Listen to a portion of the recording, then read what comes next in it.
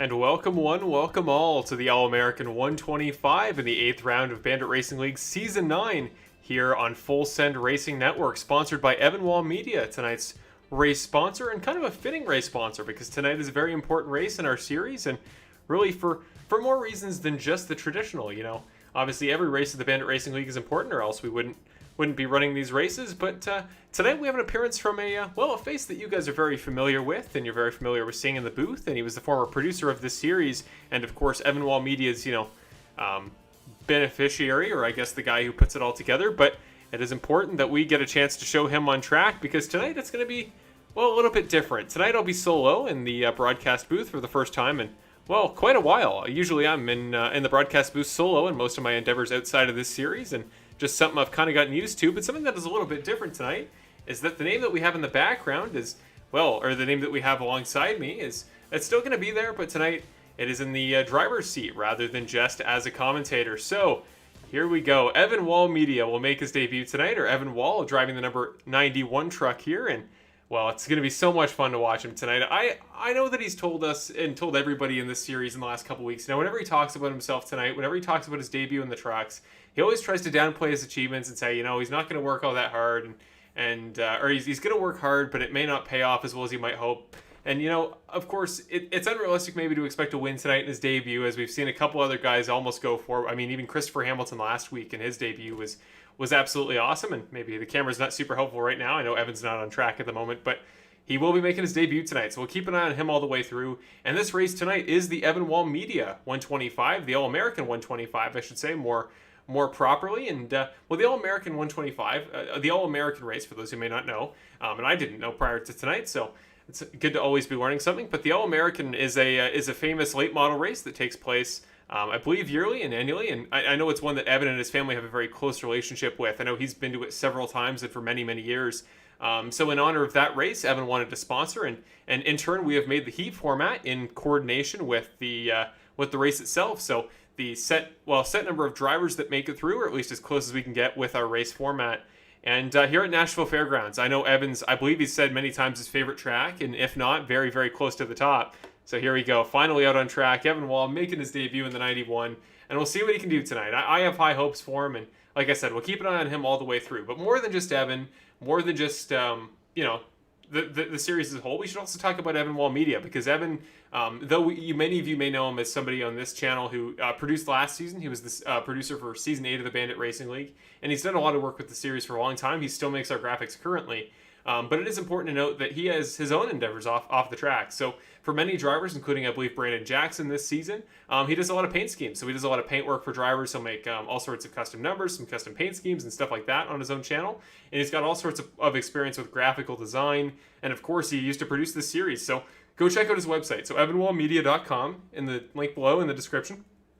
And you can get the link to his website and go check it out, see his portfolio, see the stuff that he makes, see the stuff he works on. He's got all of his contacts in there, so maybe if you're an iRacing driver with an aspiration for your own custom truck and you like some of the work he's done, I love Brandon's truck in this series, so if you're interested, feel free to check it out, and I'm sure Evan would appreciate it. But tonight, he got to pick the race, pick the format, and hopefully it's one that'll suit him, but hopefully it's one that'll create some great races.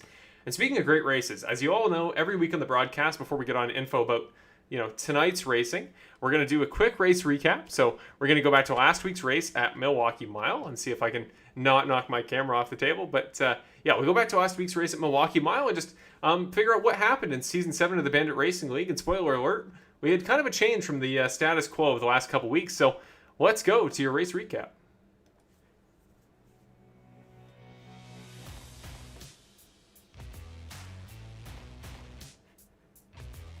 And in the 7th round of the Bandit Racing League's 9th season at the Milwaukee Mile, we were in the 2nd round of the Rogue Energy Triple Crown Challenge, a challenge that will conclude at Road America in just a couple weeks.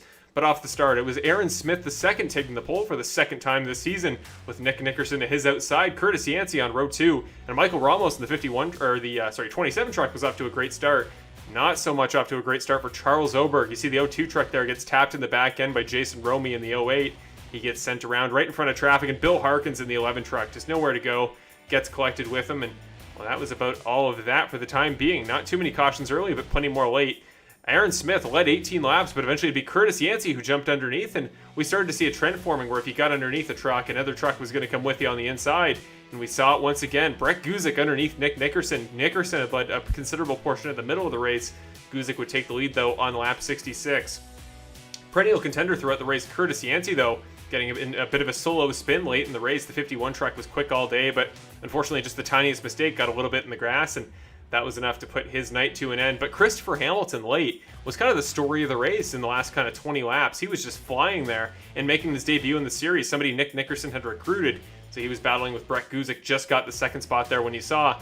But the final caution of the race was a big one. 4 drivers involved. You see Kevin Foster, kind of the pulley part of the four-way trio there, as he kind of got shot up by the 3 cars to his outside. And on the final lap, it was Nick Nickerson trying to hold off the rest of the field, with Christopher Hamilton chasing him down and really nobody else to speak of there late in the event. But Nick would hold him off, get through the final couple of turns with Christopher a couple of car lengths behind. While we watched this battle for third, Curtis Yancey trying to battle with Davey Hendricks. Aaron Smith thought about taking a peek, but it would be Nick Nickerson getting his second win of the season. He had his first at Daytona Road Course and his first oval win of the season. And the first driver to win multiple would be Nick Nickerson. It would be Davey Hendricks pipping Curtis Yancey at the line as well, so he would take home a podium spot. And there is your top 18 following the 7th round of the season at Milwaukee Mile in the Rogue Energy Triple Headers second round. And there you go. There is the race order. And well, now we got to go to your championship situation after the 7th round of the series, heading into tonight's race at Milwaukee. So 6 drivers are punched out of the playoffs officially, those being Nick Nickerson, Trey Ellis, Benjamin Lacey, Aaron Smith II, Ricky Hart Jr., and Brandon Jackson. Those are your 6 drivers who have won a race to this point in the season. And then the top 12 on the right side are the best drivers in points that have yet to win a race this season. So those are Kevin Foster, Davey Hendricks, Cody Welch, Brett Guzik, Mark Allen Bivens, Tony Hilbrands, Curtis Yancey, Matt Crockett, Jason Greenwell, David Lakey, Hunter Henry, and Connor Sawyer. On the cusp is Peter Murphy, Michael Ramos, and Cale Zook. Connor Zook, I believe, is the driver of the 55, actually. So the other Zook is the one on the bubble, getting ready to go, and he is certainly, I think, somebody that we're going to see in the running, definitely, for one of those final 12 spots. He's really picked it up as of late, and I've been really impressed with, honestly, both Zooks this season, but Connor particularly has looked really good as of late. And now we're going to take a very quick moment before we get into the final stuff we got to talk about. First, let's show you your points. As you see there, the results in practice with just a minute to go before qualifying. So we'll finish that up in a moment, but let's get a chance to show your points coming out of the 7th round of the season and into tonight's race at Nashville Fairgrounds in round 8. So here are your current championship standings. And currently, Nick Nickerson, after his win last week, getting his 2nd of the season, he leads the points with 281. Not too far back at him is a tie for 2nd with his own personal affiliated teammate Kevin Foster, tied with Davey Hendricks for 2nd, essentially, and 2nd and 3rd. Then it's Aaron Smith, Ricky Hart, Cody Welch, Brett Guzik, Mark Allen Bivens, Tony Hilbrands, and Curtis Yancey are your top 10 in the overall points. Let's just jump down a little ways so you can see where your favorite driver may sit. And with that, we will get ready to head off into qualifying.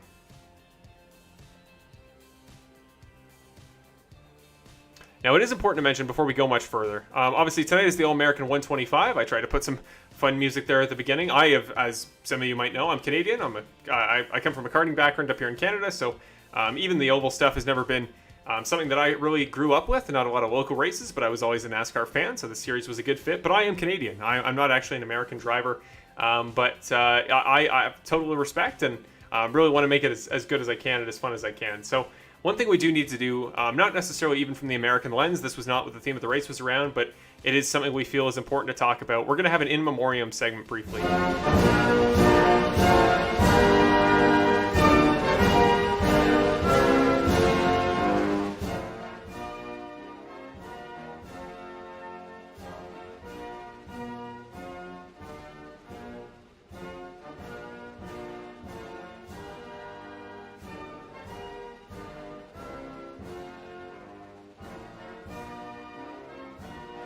There we go. Just a bit of a tech difficulty there, but yeah. So we felt it was very important to pay memoriam to those who died in the Kabul airport attacks in Afghanistan.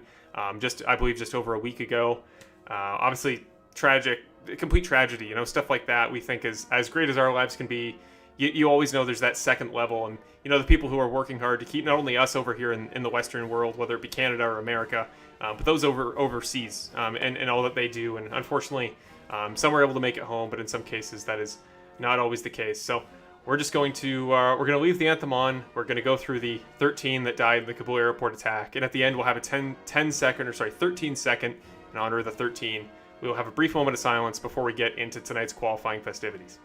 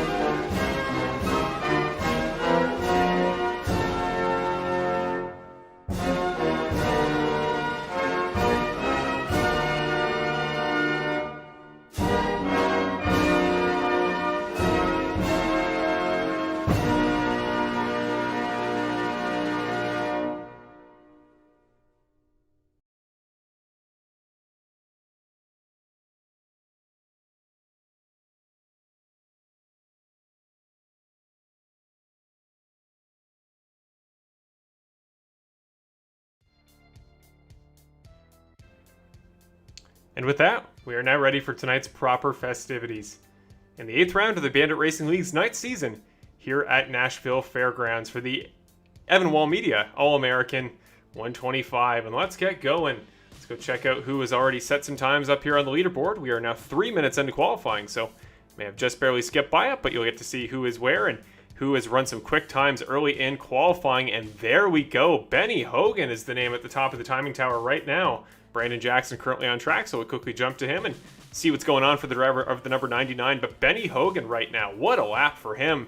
Ran an 18.97, a very quick lap here at Nashville Fairgrounds.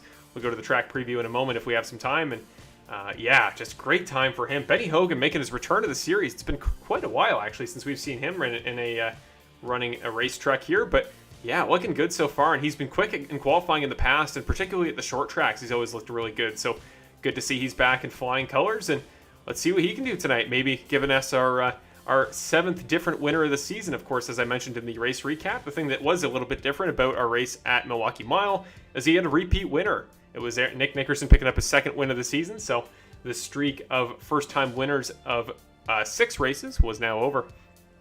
But yeah, sorry, 6 races until then. So Benny Hogan, could he become number 7 on that list? Eddie Hagee also on track, I believe running a lap time as we speak, but perhaps has just jumped off. No, there he is. So the 97 truck is out on track. Unfortunately, due to some complications with graphics. Sorry, Eddie, you gave me all your stuff to put up there, but won't be up there this week, just in case it happens to come into play. So Eddie Hagee now coming down into the pits. He goes 9th. Nice time for the 97. Eddie's been looking great recently. Like, he was really quick last week at Milwaukee, picked up a good chunk of points, and he's been looking good. So definitely somebody I think to watch out for tonight and potentially in the series going forward. John Graham runs a time as well. John Graham in the number 96 truck puts himself in 12th on the leaderboard. But right now your top 5 is Benny Hogan, Nick Nickerson, Brett Guzik, Cale Zook, and Christopher Hamilton makes his return to the series after finishing in the runner-up spot last week in a very narrow finish behind Nick Nickerson. So there you go. That'll round off your grid, and we're pretty much ready to go after that. I believe there is going to be, well, the format for tonight is the top 32 actually make it into qualifying, and then the rest are eliminated. So we will have to see who made that 32 driver cutoff. We are seeing some form of heat race thing. I believe we're going to skip it. Unfortunately, with the series, especially with the format of the All-American race, sometimes we have to do some sort of alternate heat race format, and sometimes it works perfectly, sometimes it doesn't. But races like these, sometimes there's a couple things we have to go through before we can get into the proper action. So I assume we're going to jump through this because nobody is in the truck and nobody's getting ready to go. So we will just wait a moment, and it is up to those in the background to try to get things worked out and get all set to go. Perhaps there is going to be a consolation race that I wasn't aware of, and if that's the case, we'll just call it as it is and see what happens, because we love racing action here on the Bandit Racing League, don't we? On the Full Send Racing Network, that's what we're here for. And you know, whether it's the official race, which will of course happen at the end of the night no matter what, it's always good to get some warm-ups, certainly. So while we have a moment, because we are, well, I guess we're just waiting on whatever this is, we will show you your qualifying results. So here are the results of qualifying. We'll just show the entire grid rather than the actual, or we'll show the entire order rather than the actual starting grid, because we don't actually know what the starting grid is going to look like as of yet. So there you go. There is your starting lineup for tonight's event. Benny Hogan will start on the pole, getting his first of the season with an 18.976 second lap. With Nick Nickerson, he'll start on the outside of the front row there in the 2 truck. Last week's race winner, only 0.06 of a second down on the pole time. He is going to start in second. Brett Guzik on the inside of row number 2. He will start in the inside. Then it's Kale Zook, Christopher Hamilton, Jonathan Platt, Ricky Hart Jr., Curtis Yancey, and Eddie Hagee round off the top 9, with Aaron Smith rounding off the top 10. We're going to take a quick moment here before we go through the rest of your field, and I promise you we will do that by the time we get to the real race. But right now we got trucks going around the track, and yeah, I'm thinking maybe we're going to have a consolation race that I wasn't aware of. But again, sometimes these formats can get a little bit nuts. So again, more racing action. Let's watch it. Victor Weaver, Terry Condis, Nolan Gross, Daniel Stein, David Lakey, Mason Flagard, Jackson Knock, and Thomas Fensler are, I'm going to assume, the 8 drivers who did not make a proper spot in the field in qualifying, and as such maybe get an opportunity to race their way in. But again, I unfortunately don't know how this is going to work in terms of who is actually going to transfer into the real race, but we'll see. It's always fun to watch some racing, and this is a fun group of guys. Victor Weaver's proven in the past that he has top 10 pace. Terry Condis is a veteran of the series. Nolan Gross was leading the rookie championship points for a long period of the season, so always fun to watch. So we'll see what happens in regards to those 3 gentlemen. Then Daniel Stein, a name that's petered in and out in the series a couple times, but I know he's got plenty of experience in other series in the background. Then it is Lakey, Flagart, Jackson Knock, and Thomas Fensler for your 8-driver, I guess, heat race here at Nashville Fairgrounds. 7 laps to go here at the just over half a mile short track, I should say. And here we go. It's Terry Condis up to the top line. The 32 truck jump into the lead here with Victor Weaver right behind him in the 23. And it's Daniel Stein forming up the line. We're 2 wide behind him. A nice close camera angle there through turn number 3. Off of turn number 4, it's still Condis leading, but it's Weaver side by side with Stein. Nolan Gross there in the background in the 05 truck trying to get involved as best he can. Mason Flagard, though, slides to the underside of his truck. He's going to move underneath. Almost make contact. They do make contact. The 72 and the 05 get together. Might bring out a caution. Nolan Gross, considerable damage to the 05 truck. Trying to get back up to speed, and it looks like he should, but back up to the front. 4 laps to go in this mini race here at Nashville Fairgrounds for the All-American 125. It's Terry Condis pulling away the 32 truck. The Loves entry looking strong out front. Nobody really testing him at the moment, so we'll see if he can chug along and make his way to the finish. Pretty untested as of right now, but Daniel Stein, though, trying to keep with him, trying to at least stay in the picture. So the 87 truck doing his best to work his way up towards the 32. Then it's Weaver. Whoa, Weaver gets turned by Flagar. Gets into the back bumper of him, I believe. So Mason Flagar now 2 pieces of contact with 2 drivers so far. That'll bump him up to the 3rd position. Then it's Lakey in 4th. Remember, Gross went around just a moment ago. He's now in the 5th position. Victor Weaver only now just recovering in the 23, but he has also got significant damage. So we'll see if the Xenia, Ohio native can, well, at least finish off the event. Only 2 laps to go, and I would assume he will. But Terry Condis up front, the 32 truck looking untested. There we go, coming to 1 lap to go off of turn number 4. So again, we don't know what this mini race is, but all we know is it's been fun to watch. Terry Condis out of the final turn, or at least onto the final lap, into turn 1 for the final time. It looks like Thomas Fensler and Jackson Knock did not start, so they will not compete in whatever the stakes of this race are. Up to the top line goes Condis, though. Stein to the bottom. Daniel Stein late, almost comes up with the win. Side by side to the finish. Flagar almost gets him, but it's whoa, and they wreck at the line. Everybody's in a wreck. Flagar's in the wall. That was a fun little event. I quite enjoyed whatever stakes there were to that race. But well, Terry Condis pulls off the win there in pretty exciting fashion. Nice bit of driving from him there at the end, especially as Daniel Stein started to reel him back in. So again, Hey, Marshall, this is Bill down in the pits. I got some news flash for you. Hey, Bill. Hey, that race was 25 I credit to win. So Terry picks up 25 iRacing credits. And we don't really have any idea why iRacing decided to throw that little race in there. But it No. was interesting nonetheless. Yeah, we were just saying, it was actually kind of a fun finish there. It was a fun little bit of driving, so congrats to Terry. But yeah, sounds good. We are up here on the broadcast. We're good to go whenever we got all of our stuff done. So yeah, I mean, obviously we got a couple minutes of warm up, but we are ready on the broadcast side whenever you are. All right, 10-4 there, sir. We're going to give these guys a couple minutes to get a few more warm-up laps in, and then we'll go live. And I believe, did Evan make the field? I believe he did. Let me just... I thought last I seen he was last to make it in, so I think he squeezed his way in there. Yeah, he's on the leaderboard, so there we go. Evan Wall makes it in, making his debut tonight. And best of luck to yourself, Bill.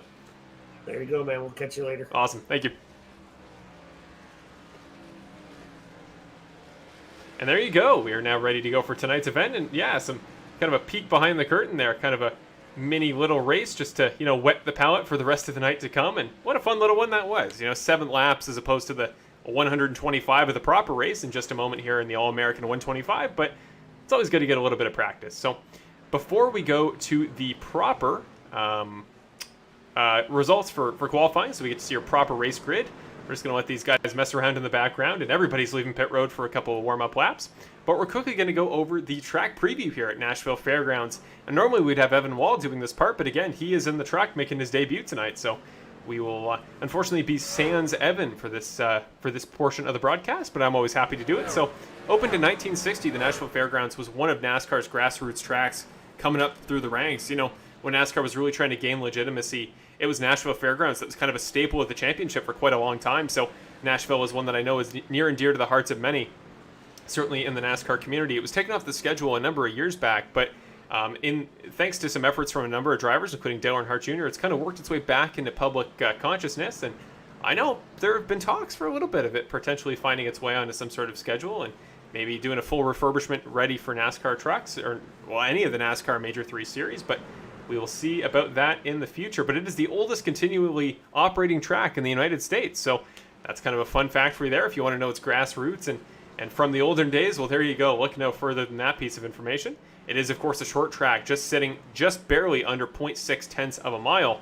So 6 tenths of a mile or 0.6 of a mile. It can't be both. 125 laps in tonight's event, the All-American 125. So it's going to be 74.5 miles in total length. The banking is 18 degrees through the turns, which you'll see when we get to the racing in a moment, or you just saw in the little pre-race warm-up. Yeah, so it's a pretty heavily banked track, but it's certainly nothing like Bristol we were at a couple weeks ago. So I've heard from what I've talked to, the couple of drivers I've talked to about the race heading into tonight, that it's going to be kind of a higher groove track. Instead of last week at Milwaukee Mile, where the fastest way around the track is just to sit on the inside yellow curb and just ride your way around with no room underneath you, the fastest line individually is actually to run about a half groove up on the track and then, kind of sit there about a car length underneath you from the bottom line, which is going to be exciting because it means not only is the quicker line a little bit tougher to run, you can't just hug the inside, but it's also going to open up more opportunities for passing in theory because, well, now you can just send it underneath the car and get up into them. So it's going to be a lot of bumping. It's going to be a lot of action. It's going to be, honestly, if I had to predict, I don't think it'll be anything like Bristol in terms of how many cautions we had or something like Knoxville, but there's going to be some bumping again. This is pure racing here, and I'm really excited to see it, but I know it's going to have a little bit of a chaotic element for sure. And the quickest time on iRacing was a 17.97 second lap, so 119 miles per hour on average. And unfortunately, we don't have a name for who was able to achieve that. Sometimes they are set just in qualifying or just in practice, so they're not always easy to compare to what maybe our drivers did in qualifying just now, running about about a second slower, I should say. But yeah, it was run last year in October. So just over a year from then is our event. And next week we go to Chicagoland, another track that, like Nashville Fairgrounds, is defunct. It's no longer on the NASCAR schedule, at least not for the time being. I know there's been a couple rumors that it may find its way back onto the schedule in the next couple of years, but as of right now it is not. So really looking forward to that race next week. But for now, we got to focus on round number 8. And in order to do that, we must show you tonight's starting grid. So let's head to the starting grid for the All-American 125, presented by Evan Wall Media here at Nashville Fairgrounds Speedway. Let me just pop in and give you a heads up real quick there, Marshall. We will go 3 minutes left of the warm-up session, and we will advance it. Awesome. Sounds good. Thank you. Thank you. So there we go. We now know the format. It'll just be a couple minutes until the proper racing action starts. But for now, it looks like we are not going to have the proper grid we would normally have in terms of what it's going to look like for the proper race. So the number of drivers making it into the feature is going to be 34 tonight. I thought it was 32, but looks like a couple of extras have snuck in there. So 34 is going to be the total for tonight's event, including, as I said, Evan Wall, who did make the cutoff for qualifying and will be participating in his first race in truck in the Bandit Racing League. So on the pole, as we mentioned before, Benny Hogan in the 88 truck. Great job for him. His first of the season. I believe his first in my time covering this series, either in Evan Wall Media last year or with the Full Send Racing Network this year. Then starting at his outside will be Nick Nickerson on row 2 and the number 2 truck, last week's winner. Brett Guzik and Cale Zook will be the second row. Another great qualifying result for Cale Zook. Then Christopher Hamilton and Jonathan Platt are going to be row number 3. On row 4, it's going to be Ricky Hart to the inside of Curtis Yancey. He definitely competed last week, but unfortunately was not able to round it off with a top 3 or a win. But he is today's driver profile driver, so keep an eye on him and be sure to, if you're a Curtis Yancey fan, wait until a little bit later and you'll get to hear a little bit more about him, likely under a caution. And then after that, Eddie Hagee and Aaron Smith will round off the top 10 there. Then it's Davey Hendricks and John Graham at 11th and 12th. Then it's Peter Murphy, Michael Ramos, and Kevin Foster, who leads the points of drivers who have not scored a win yet. So Kevin Foster, a driver to watch tonight, potentially could get his first win of the season, but he's a little ways down there in the qualifying leaderboard, though only 2.5 tenths back of your pole sitter. So that should tell you how close tonight's field really is. Then after that, we're going to have Mr. Tony Hillbrands, former race director of the series, and a guy who's had some good runs so far this season. It's just unfortunately hasn't quite been able to work it into the proper top-tier finishing result he might like. So we'll see if tonight can be the night. Then it's Brandon Jackson there in the 17th entry. Jason Romy in 18th. Bill Harkins, who we just talked to a moment ago, the guy who runs the series and puts it all together, he'll be starting in 19th. Then it's Connor Sawyer rounding off the top 20. Jason Greenwell starts 21st. Benjamin Lacey in 22nd. Trey Ellis, the first winner of this season, will start in 23rd. Then Matt Crockett in 24th. The fan favorite himself, Hunter Henry, starts in 25th. Then it's Connor Zook in 26th. Steve Ulrich will start 27th. Caden Bailey starts 28th, making his second appearance in the series. Dan Heisey starts 29th. Mark Allen Bivens in 30th. Then it's Gary Wright in 31st. And Evan Wall did just sneak into the cut line. So Evan making his debut coming up clutch there. He'll start in 32nd. That's Victor Weaver 33rd. Terry Condis 34th. And I believe that'll round off tonight's order. Finally, it says to show me the grid, but at the worst time possible. So we'll take that away. And as far as I am aware, the first driver to be eliminated tonight, the first driver below the cutoff. No, I am wrong. I am wrong. They are on my telemetry. It's just a question of how many will be allowed into the race. So there you go. So it's Terry Condis 34th, and Nolan Gross 35th.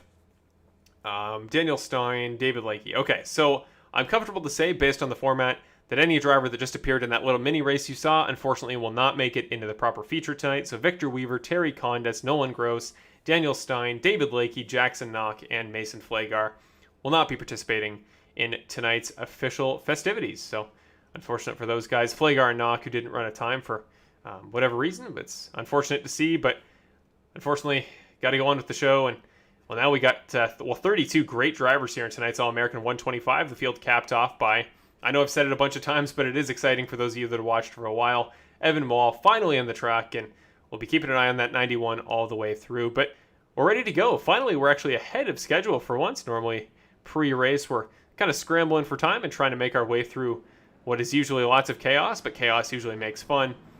But we're just getting ready to go. So it'll be 2 laps to go until we get the green flag. Here at the short tracks, usually you do an extra lap. So Benny Hogan, there he is, the 88 truck, tonight's pole sitter. I'm curious to know in the chat. Unfortunately, usually I'm too busy caught up and too busy trying to coordinate stuff. But tonight, I'm going to be a little bit more casual, luckily. So if any of you in the chat have anything you want to mention all the way through, I'll be making sure to check more often than usual. But for the time being right now, I want you guys to let me know, who is your prediction for tonight's race win? Is there anybody you're keeping an eye out for, you think is most hungry for it, you think knows what they're doing at the short track? So let me know on the YouTube side of things, who is your pick for tonight? Just to let you guys know, in the chat there, somebody asked what special thing Evan decided for tonight. Unfortunately, tonight, it was a busy week for both him and myself, so nothing official was able to come together. We're going to try to make the race as fun as possible, as we always do, but in terms of some special festivities, some special stuff for you guys to play along with at home, unfortunately, we're going to have to wait until the final round of the Rogue Energy triple header at Road America. So for the time being, let's try to stay active. I'll try to check the chat as much as I can, and I'll try to make this a fun, interactive night with you guys at home as much as I can. So we're getting ready to go. We're getting doubled up, stacked up. Benny Hogan, tonight's pole sitter, and let's get going. Take the name tag down, and your race will begin. Benny Hogan leads the field to green, and he is off. Green flag for the 8th round of the Bandit Racing League's 9th season. And the All-American 125 at Nashville Fairgrounds, Nick Nickerson immediately jumps out to the front. And Benny Hogan, on the first turn of the race, goes around. Massive pileup. Hogan involved. A number of drivers. Who is that? I'm seeing Jason Romey stuck in the back there. I believe that is a name that I've seen a couple times. Maybe it's John Graham in the 96, I believe. It is indeed. So a number of drivers involved, immediately a wreck. And we talked about these short tracks. They're always going to have a little bit of contact, a little bit of bumping. But that just looked like something serious, something more than just your standard crash. So let's go back, go to your first replay of the night and see what happened. So we're going to go all the way to the proper start. Here is Benny Hogan there in that blue and white truck on the inside. Nick Nickerson passes him into turn 1. That just, well, first of all, it looked like netcode. For those of you that don't know, netcode is when iRacing gets confused about where trucks are and creates collisions where perhaps there shouldn't have been. And I'm pretty sure we'll go back to a replay there, but from what I saw, it looked like Brett Guzik hypothetically made contact with him, but really, watching his perspective and trying to see where Brett was, they never actually made contact. So, I'd imagine Brett will probably feel bad if he feels that he was at fault for that incident, but really, honestly, I don't know what he really did wrong there from his perspective. That was kind of just an odd situation for those all involved. So let's get one more look at it, maybe from the perspective of Mr. Benny Hogan, because a number of drivers kind of piled into him late in that wreck. So here's the in-car from the number 88. You see he goes around, and really nothing you can do but try to hold the brake. Curtis Yancey got into him at the end of that altercation, so we'll see how significant the damage is on the 51 truck. Again, he got in a wreck late last race, as you saw in the pre-race race recap, so hopefully he is relatively uninvolved in any more wrecks tonight, because the only thing worse than having 1 week with a bunch of really bad wrecks is going into the next race and having it all happen again. So there you go. Benny Hogan, really unfortunate for him, now finds himself down in 27th after, again, starting on the pole. Like, he was looking great there early, but unfortunately, that's the nature of short track racing. It's always going to be chaotic, and that's what we love about not only iRacing, racing in general, but the Bandit Racing League. We may have chaos sometimes, but we always have fun races at the end of the day. So Nick Nickerson, Brett Guzik, Cale Zook, Christopher Hamilton, and Jonathan Platt now become your top 5. Platt's a guy that we haven't seen up quite towards the top of the field in a couple weeks, or at least not as much as we would expect from a former champion of the series. So good to see him back in the top 5, and we'll see what he can do tonight. Christopher Hamilton as well, the guy that made his debut last week in that 15 truck. Somebody you got to watch out for, because knowing that he kind of had the Davey Hendricks treatment of show up to your first race, will look really quick all the way through. Maybe there's something to be said that he's even better at the proper short tracks tonight. So keep an eye on the 15 truck. But for now, he is sitting in 4th position. And Cale Zook, with that wreck from Benny Hogan, now moves up into the top 3. And he is somebody that I've just had my eye on all season, both him and Connor Zook. They've looked great, and I've really been impressed with them from start to finish of this entire season, because it takes a lot of effort just to be in the top 10 in this series. The Bandit Racing League is one of the most talented leagues I've ever seen in terms of, the level of talent required to be the best driver is almost endless. Nick Nickerson's always going to find ways to reinvent himself. Cody Welch is super talented. Guys like Brandon Jackson know what they're doing at a whole bunch of tracks. So all sorts of guys you got to watch out for. But even just making the top 10 in this series can be really tough. And, Cale Zook is a guy that maybe last season maybe didn't look like he had that upside, but since then he's just kicked it into another gear, and both him and Connor Zook have looked great. But here we go. First green flag restart of the night. Nick Nickerson leads the field to green. Another great jump. He was so good on the first restart, or the first proper start, and he looks good on the first restart too, so he goes to the point. Brett Guzik sitting there in second as we come out of turn number 2. Christopher Hamilton just getting by Cale Zook through the first 2 turns. Further back, it's Jonathan Platt trying to find a way by the 44 truck. Coming off of turn number 4. A little ways back, we see Haggy side by side with Smith. Eddie Haggy gets the spot done, so the 97 truck moves up, and another caution comes out almost immediately. Have to go by and pretty quickly check on who that was. I'm seeing a couple drivers falling through the order, including Curtis Yancey, I believe, has also gone around once again. But Hunter Henry, the fan favorite himself, is the guy I'm seeing on my telemetry being the primary cause of that wreck. Oh, him and Trey Ellis got together, and Ellis just kept bouncing off of him, would not let him go until they finally properly spun, or at least the 94 truck did. significant damage to the left side of him, and Benny Hogan takes another whack off the side. It's going to be one of those nights. It's unfortunate, and certainly hope that's about the end of it. And yeah, Hunter Henry, at least for Hunter Henry, poor guy there. And we'll have to see again what happened there at the start, because he certainly, those wrecks towards the end, those consistent bumps, probably didn't help. And I don't know if that was intentional or if it was just happenstance, but I want to see better what started it. So we'll go from the perspective of Mr. Hunter Henry, and we'll see what happened to him as he went down to the backstretch. So here we go, coming off of turn number 2. You see he gets in the wall, but unfortunately not a very helpful camera, so we'll go to a better replay angle as we get started. Okay, there we go. So we go to an in-car cockpit on Hunter Henry. So this is coming off of turn number 2. He was a little low, but I mean, Trey Ellis came up on him pretty quick. It was kind of just a situation, I think, where the banking sort of drops off there at the end of the corner as you enter back onto the much more slightly banked straightaway. I think it was kind of a thing where you really run out of room and two guys sort of slide up into the same piece of real estate. I don't know what all those bumps there at the end were about, but whatever it may be, Hunter Henry finds himself with significantly more damage than he had a moment ago. And just like that, we find ourselves under our second caution of the night on lap number 11. So 125 laps tonight. Under green, it wouldn't be that bad at all. This race would just fly by. I mean, each lap, as you saw there in qualifying and in the driver profile, it's going to run you just under 20 seconds. So you can get 3 laps done in a minute. If you do the quick math, 3 laps in a minute, 120 total. That's just over 40 minutes. If you go green to the end, of course, factor in pit stops and all that.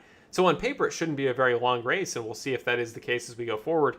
But at least as of right now, if we're going to get these cautions, it's going to make it drag significantly more. And well, as long as we have fun racing to kind of work ourselves between the cautions, that's really the most important thing, as we've seen at races like Bristol, where I thought Bristol was a really fun race despite all the cautions. And hopefully, first of all, because we have kind of a smaller field tonight, definitely the best of the best made it through qualifying. So guys like Aaron Smith being in 29th, Curtis Yancey being in 30th after some early wrecks and some early chaos there in that Benny Hogan incident. The best of the best are further back in the field, so hopefully we'll be able to get our way through significantly cleaner than we'd be used to. But let's take a quick moment and go to Nick Nickerson's in-car. And, often we don't get a chance to do a ton of onboard laps, though I'm sure you'll see some in tonight's broadcast. But I very quickly want to just get you a lap in cockpit in Nick Nickerson's truck. Just kind of, see the sights here and see how small and truly, short track homegrown this Nashville Fairgrounds Speedway feels.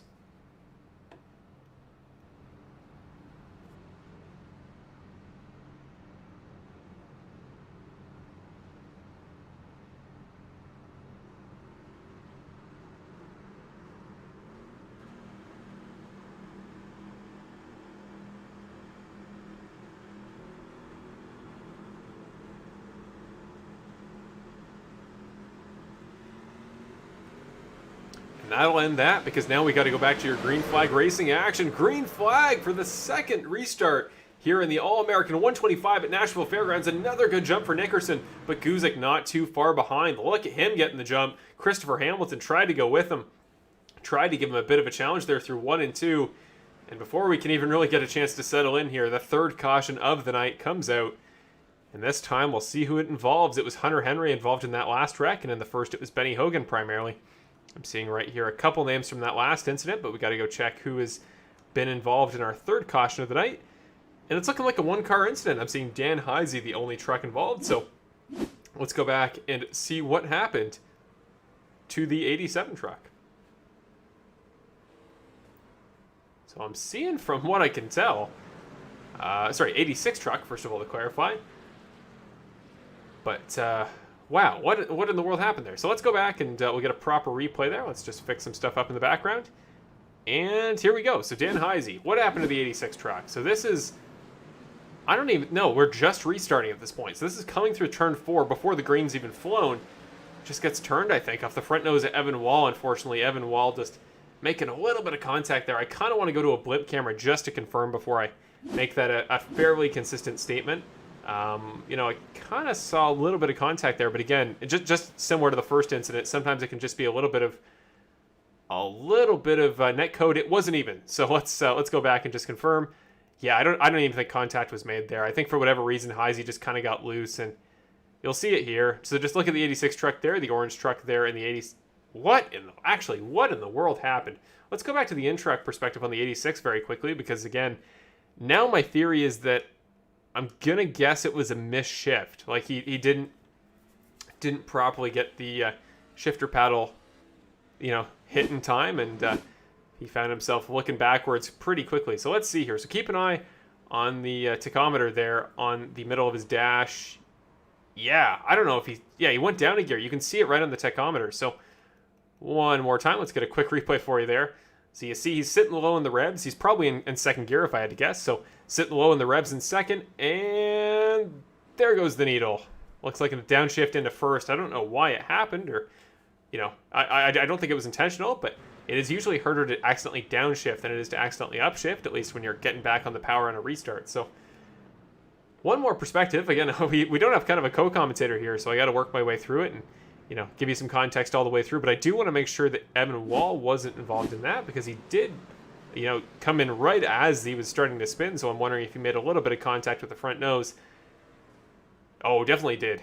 Yeah, definitely some damage to the front nose of the 91 truck. Yeah, you can see it there. That Silverado has certainly seen better days. So there you go. Evan Wall's first race here in the Bandit Racing League in truck is already off to a bit of a rough start there. Not by his own fault, but, just kind of the laws of iRacing, or certainly the laws of racing in general.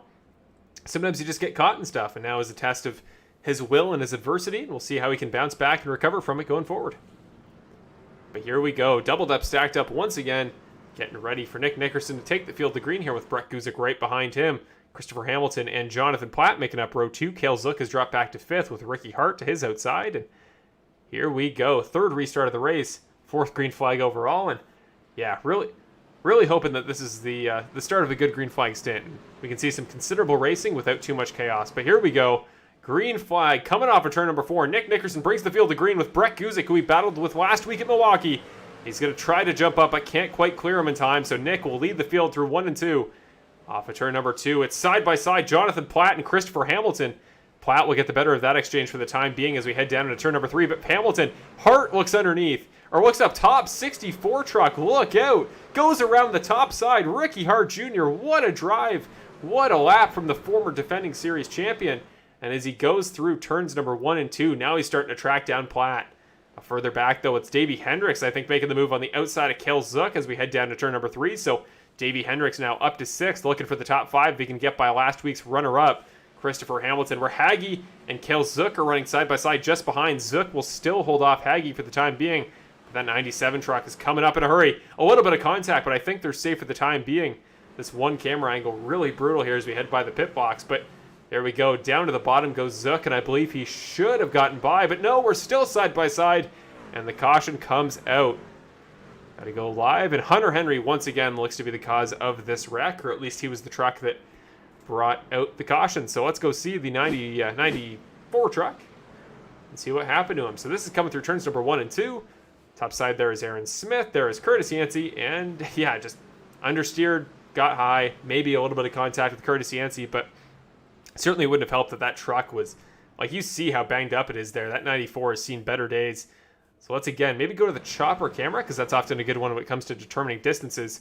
So this is heading down into turn 1. He's very low in entry, so he would have really had to whoa up if he was going to hold his line on the yellow. And yeah, kind of just slid up in front of Curtis.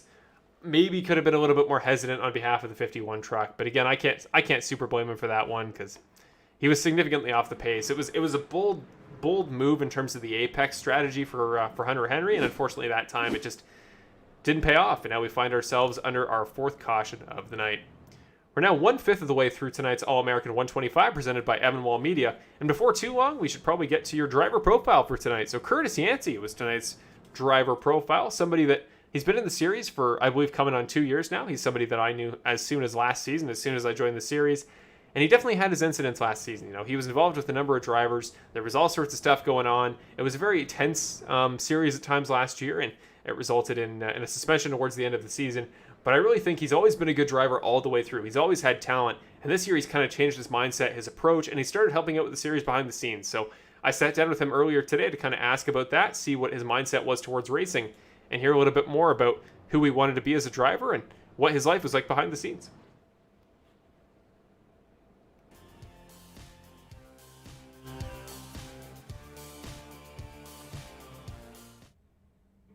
And we are here with the sixth of our weekly driver profiles here on the Full Send Racing Network coverage of the Bandit Racing League. This week we're here with the driver of the number 51, Curtis Yancey, stopping by to talk to us and answer a few questions about himself for the viewers at home to get to know him a little bit better.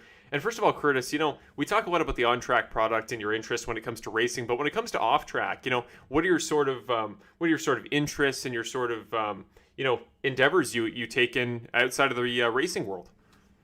Outside of the virtual racing world is obviously the real life racing world with karting. Season starting back up in a few weeks.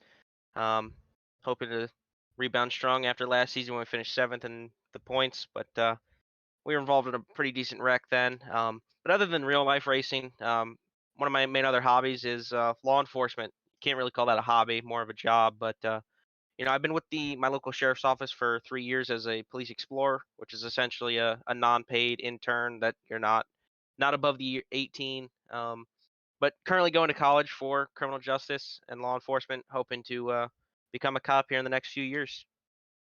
We've seen that sort of attitude of looking for justice and holding your own, and whether any individual person has a certain view on some of the things that happened last season or some of the way that some things have gone this season that you were involved in. You can always say that you are definitely somebody that stands up for themselves and who has a very strong presence that maybe a lot of others don't. So where does that come from personally in terms of your personality and your beliefs and your morals and just kind of who you are as a person? Is there anybody that shaped that or any sort of way that you've been changed in the past that makes you who you are today?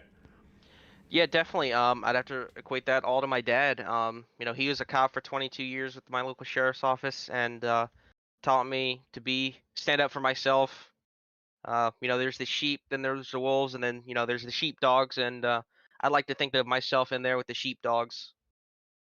That's a perfect way to put it. Yeah, you've always been one of the fighters and somebody that stands up for themselves on track. And I know that can pay off for some. And as long as you can stay out of some incidents and not bring yourself into spots where maybe that aggression isn't needed, then I'm sure it'll pay off in spades. And we've seen in the past, last season you picked up a win. This season you've been really quick overall. 2 podiums to this point coming into Nashville tonight. So overall, what changes do you think you may need to make to your driving style, and what sort of bar are you setting for yourself this season when it comes to getting to the playoffs, which you're almost sure a lot to do? What's your goal for yourself this year in season 9? First off, we got to make sure we get into the playoffs. If we don't get a win before the playoffs start, I think we can definitely porn our way in. But definitely big picture is going to be the championship. I definitely think it's possible this season. Just going to need to not put myself in the situations that I've been putting myself in. Spinning myself out, getting involved in incidents that I don't cause. Sticking to the strategy that I put forth in my head and actually stick to it. Go with your gut instinct. But recently we haven't been doing that. We haven't been getting the results that we should be. And I think if I definitely do that, then I think we should be getting wins here soon. Well, to finish first, you first must finish. And as long as you can do that, Curtis, as long as you can make it to the end of the race, we've seen in the past just how quick you can be. And just you can give it to anybody out there on track any given night with your abilities. And certainly in the short runs, you're one of the scariest out there. So I wish you the best of luck tonight at Nashville Fairgrounds. We got a couple fun races coming up in the next few weeks. So, best of luck to you to get that win before the playoffs. Punch your ticket officially. But even then, if you get into the playoffs and points, it'll be somebody Evan, and many others will be looking out for. So best of luck, Curtis. I wish you the best of luck tonight at Nashville, and we'll see you I'm sure in the broadcast booth within a couple weeks. Yep, thank you. Thanks.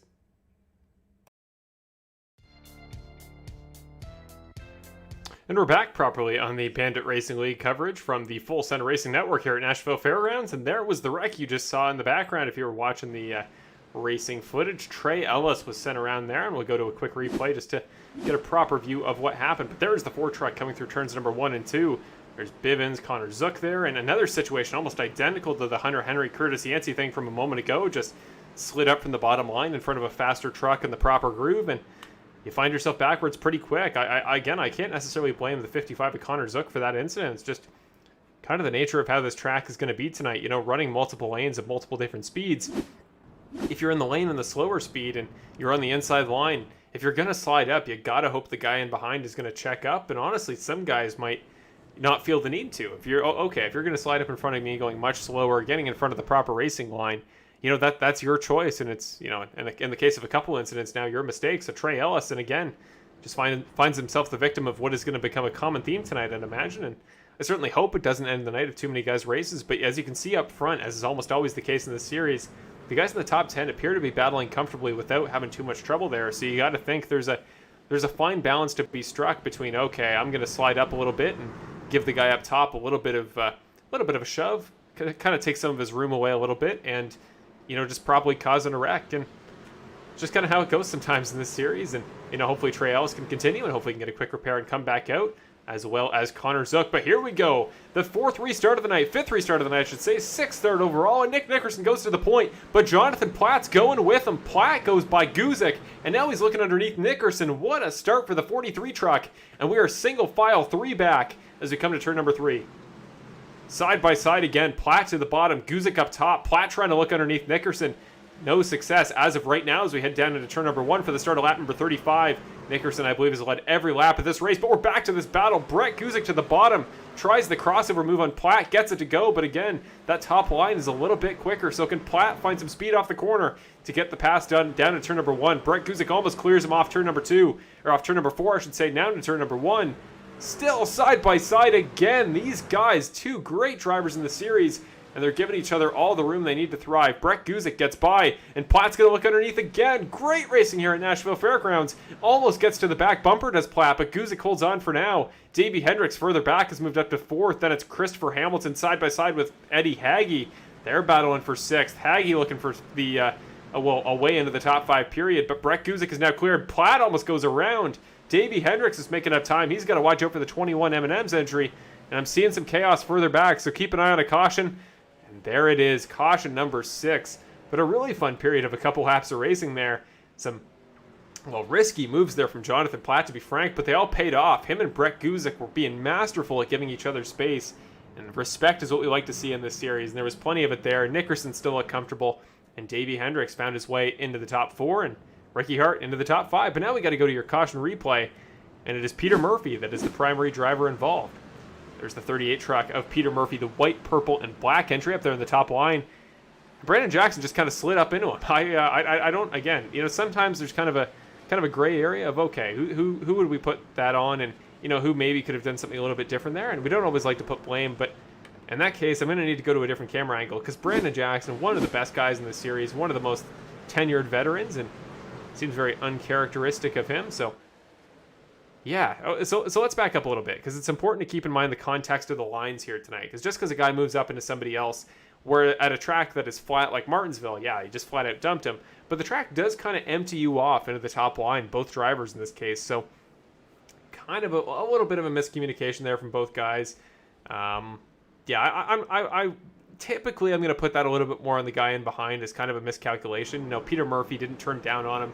He was taking his natural line, so no fault of his. He actually got up to speed pretty quickly, as you can see. This is not live, but it is after the wreck and after he's got back up to speed, so maybe somebody can keep going. Peter Murphy is one of the guys in this series that on his day is top 5, top 10 potential for sure, and tonight going to put him behind the 8 ball early, but he was battling with a guy like Brandon Jackson there midfield, and well, to Brandon's credit, whenever you find yourself next to him at a track that isn't a road course, it's probably a pretty darn good thing. So I will give him some credit on that one, at least for the time being. So we'll see if he can get back up to speed for the time being. I don't believe anybody has voluntarily exited the race, though it is important to note.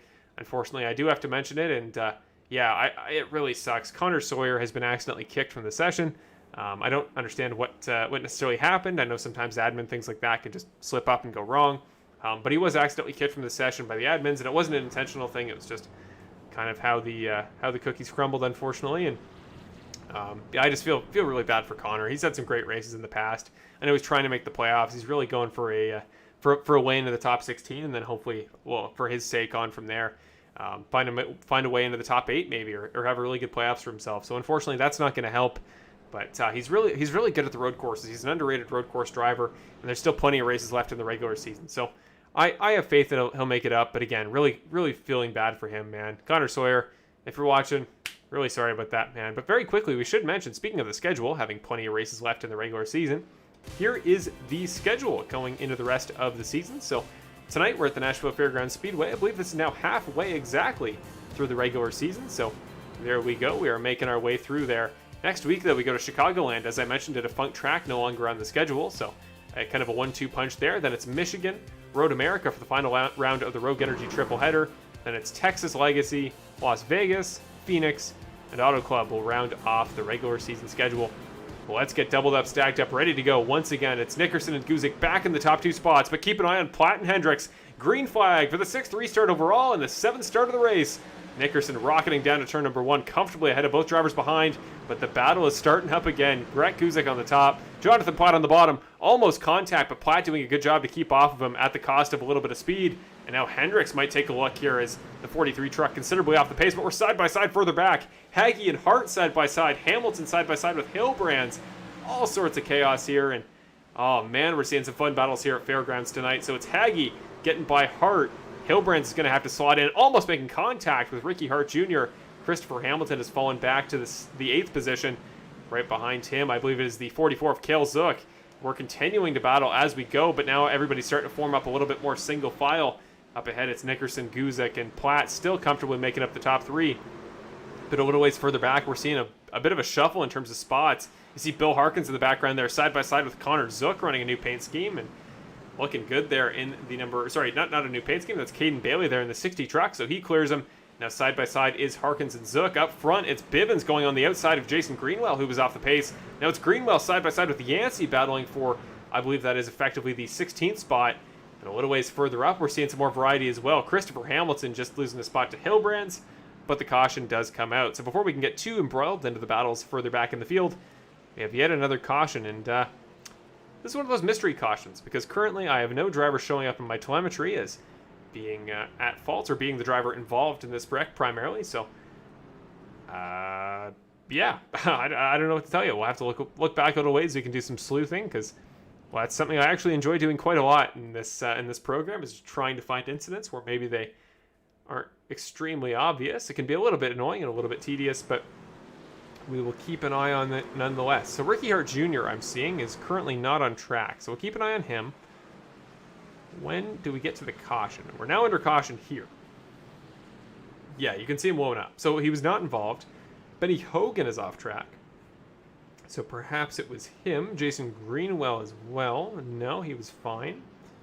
Jason Romey, Peter Murphy, Dan Heisey, Trey Ellis, John Graham. Everybody's up to speed at this point. So we're going to write this one off. We're going to say we don't know why that happened. And again, sometimes that can just happen here on iRacing. You'll get a caution because somebody gets a little bit too loose, or looks like they're about to go around. And just for the safety of the field, especially at a short track where one driver going around, as we've seen in the past at these short tracks, and even tonight can be about 5 other drivers to even up to 10 getting involved. So we're going to wait a couple laps. We're going to see who pits. And important to mention, I didn't really get a chance to mention it, but it's going to be about an 80-lap fuel cycle tonight. So anywhere from 70 to 80 laps should be the average in terms of full green. I almost wonder with laps under caution, you can almost save about half of what you would normally burn up in a given lap under yellow. So potentially, guys could be saving quite a bit of fuel tonight with all these cautions. Now our 7th and 50 laps, so potentially could see our first non-fuel stop race of the year. Of course, I don't say no pit stop because I think tires will still be beneficial in the long term. But well, see, I say that, but we think back to a race at Bristol. Remember, Ricky Hart was talking about the most key thing in a race like that, if you're going to get cautions all the way through and you're constantly going to be resetting the field, is you want to be the guy at the front of that field, whether your tires are good or not. If you pit for tires right now, you go back to essentially 31st. Everybody's still in the race on the lead lap. So it's not like you're going to be making up any track position.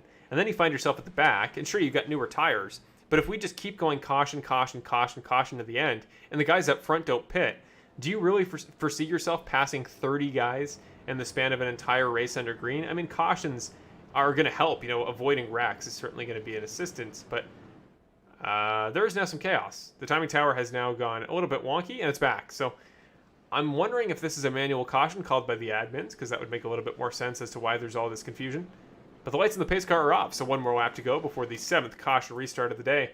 And we'll get back to your action in just a moment. But yeah, just want to shout out those watching at home. Thank you guys, as always, for stopping by here on the Full Send Racing Network and watching, well, what is hopefully going to turn out to be a really fun race here once we can get a proper green flag stint underneath us. But yeah, if you guys got any questions, anything you want to mention, it's the All-American 125. So, as we're going to extend the caution a lap, so we will go a little bit further. Looks like everybody needs to get things figured out in regards to the proper start and getting stacked up double file.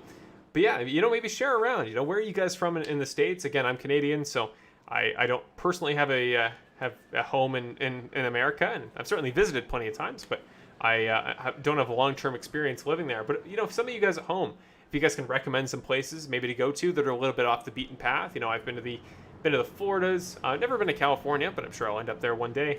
I do want to go into race broadcasting professionally. This is what I want to do. Not so much the proper broadcasting production, but I just want to commentate.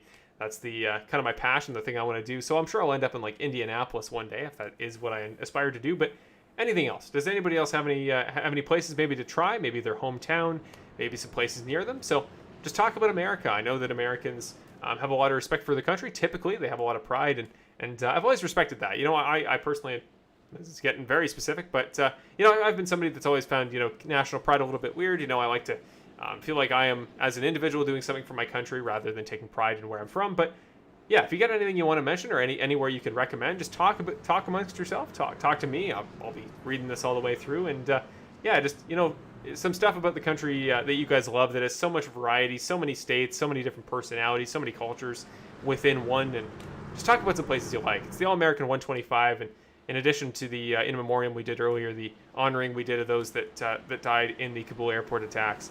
Also important to honor the country and really appreciate America for what it is. So everybody in the chat, let's get active. But here we go. 7-3 start of the night. Nick Nickerson rocketing off to turn number 1. Brett Guzik again can't quite keep up there on that initial jump, but he was able to clear Jonathan Platt. So there is worry number 1 down for the 04 truck. Further back, Eddie Haggie's been moving up all night. Now he's side by side with Hilbrands. I thought he was maybe going to make a move on Hendricks into 3, but he will not. For the time being, he's going to go side by side with Christopher Hamilton.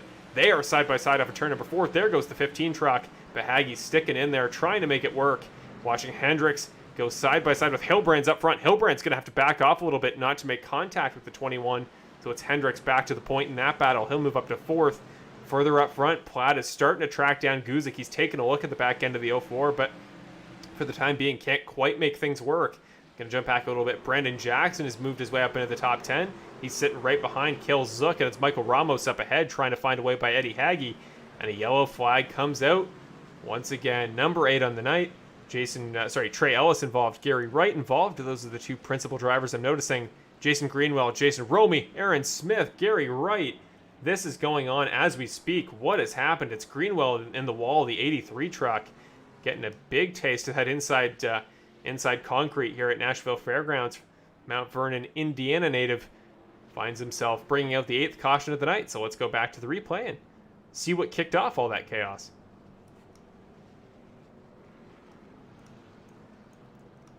Unfortunately, there is, with any of these cautions, there's a lot of scrolling to do through a lot of telemetry, but now there we go. So let's see what happened. We're seeing Gary Wright is kind of the guy that kicks it all off, according to my telemetry. So Gary Wright, gets into the back bumper of Ellis. Greenwell gets into the back bumper of him. Then up top, it looked like it was John Graham going over. Aaron Smith, I think, got around, if I'm looking at the right guy. Jason Romy late gets into it with Gary Wright, gets into the back end of him. Wow, just a lot going on in a little period of time. Aaron Smith there, you saw up top, was almost stalled in the 42 truck, so a big name finding himself involved there. But there you go, just I don't really know what inspired so much speed into the corner. Like, he was going quick, was Gary Wright when he got into the back of Trey Ellis. But here's a replay. So coming to turn number 1, this is right behind Ellis. That was a lot of horsepower. I don't know if he missed his braking point. Maybe there was something that happened previously that inspired that whole thing and inspired a little bit of animosity there. But what happened to Aaron Smith? I think in the aftermath there, Trey Ellis just kind of slid up in front of him in the 4 truck. Because, he was going real slow, got over the initial contact with the right, and, Ellis just kind of stopped on track. Oh, he just came to a stop, so he didn't actually make contact. Aaron Smith was okay and continued along. And it's just kind of like that incident at Daytona Road Course earlier this season where, Aaron Smith kind of surveyed his surroundings, watched to see what was going to happen, and then made a sweep move around Jason Greenwell. So that, in addition to being quick, he's now got 2 poles in the season after being our pole sitter tonight at Nashville Fairgrounds. In addition to just being fast, Aaron Smith seems to be pretty survivable. So a very valuable commodity in the series, and if he can continue that going forwards and keep that going, I'm sure it'll pay off for him in spades. But for just a moment, as we wait for some more caution laps and we continue onwards in tonight's All-American 125 here at Nashville Fairgrounds, we're just going to quickly go to a quick kind of commercial break. I'm just going to take a brief moment off, and we'll be right back in just a second for more of tonight's racing action.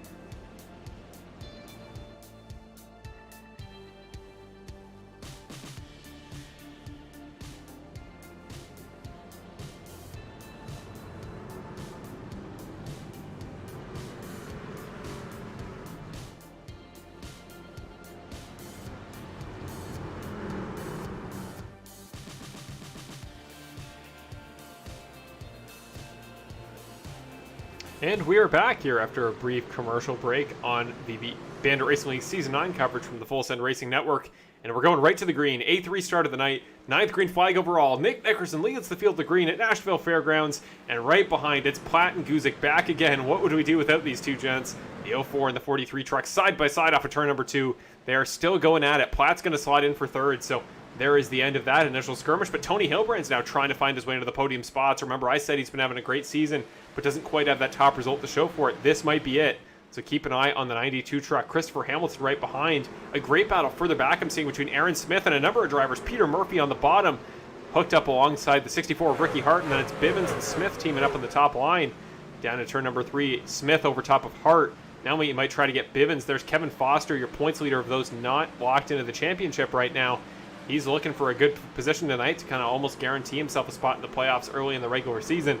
And this battle continues. But up front, Christopher Hamilton kind of slots in a line there to round off the top 5. Then it's Eddie Hagge, Michael Ramos, Brandon Jackson, Curtis Yancey. And if you can't already tell, guys are starting to single file out, but there is yet another wreck. Just a fun thing I want to mention, Kel Zook and Connor Zook currently running right next to each other in the race order in 11th and 12th. So kind of a fun thing. Maybe we can get a fun Zook versus Zook battle in just a moment. But another caution flag, and this time it looks like it is Dan Heisey once again. After a brief earlier collision from him, he has gone around in the 86 truck. So getting back up to speed there in the inside lane, the pit exit road. What in the world happened there? I don't know if that was just, you know, a little bit too much gas on behalf of the number 86 truck that sent him around. Oh, whoa, wait a minute. Did Benny Hogan get by him okay? No, gets into him. Oh, Benny Hogan, poor guy. What a night he's been having. I feel for Dan Heisey in that situation because there's only so much time you have here at a track like Nashville Fairgrounds when you get around the track so quick, and you got to get some moment there where you can jump out and get back on track after a spin. But yeah, again, we'll go to the chopper camera because that's always the best for stuff like that in terms of seeing if there was a little bit of minor contact, but I'm going to say no, I don't think there was. So that may have just been him getting a little bit loose on the runoff road, and it's certainly something that even the best drivers have done sometimes and done on iRacing. I certainly got around on a couple pit exit roads in my time, certainly on the trucks. Yeah, that was just got loose. I don't know really what more to say. Really unfortunate there for the driver of the number 86. And again, here is the aftermath. Benny Hogan, poor guy. The 88, just nowhere to go.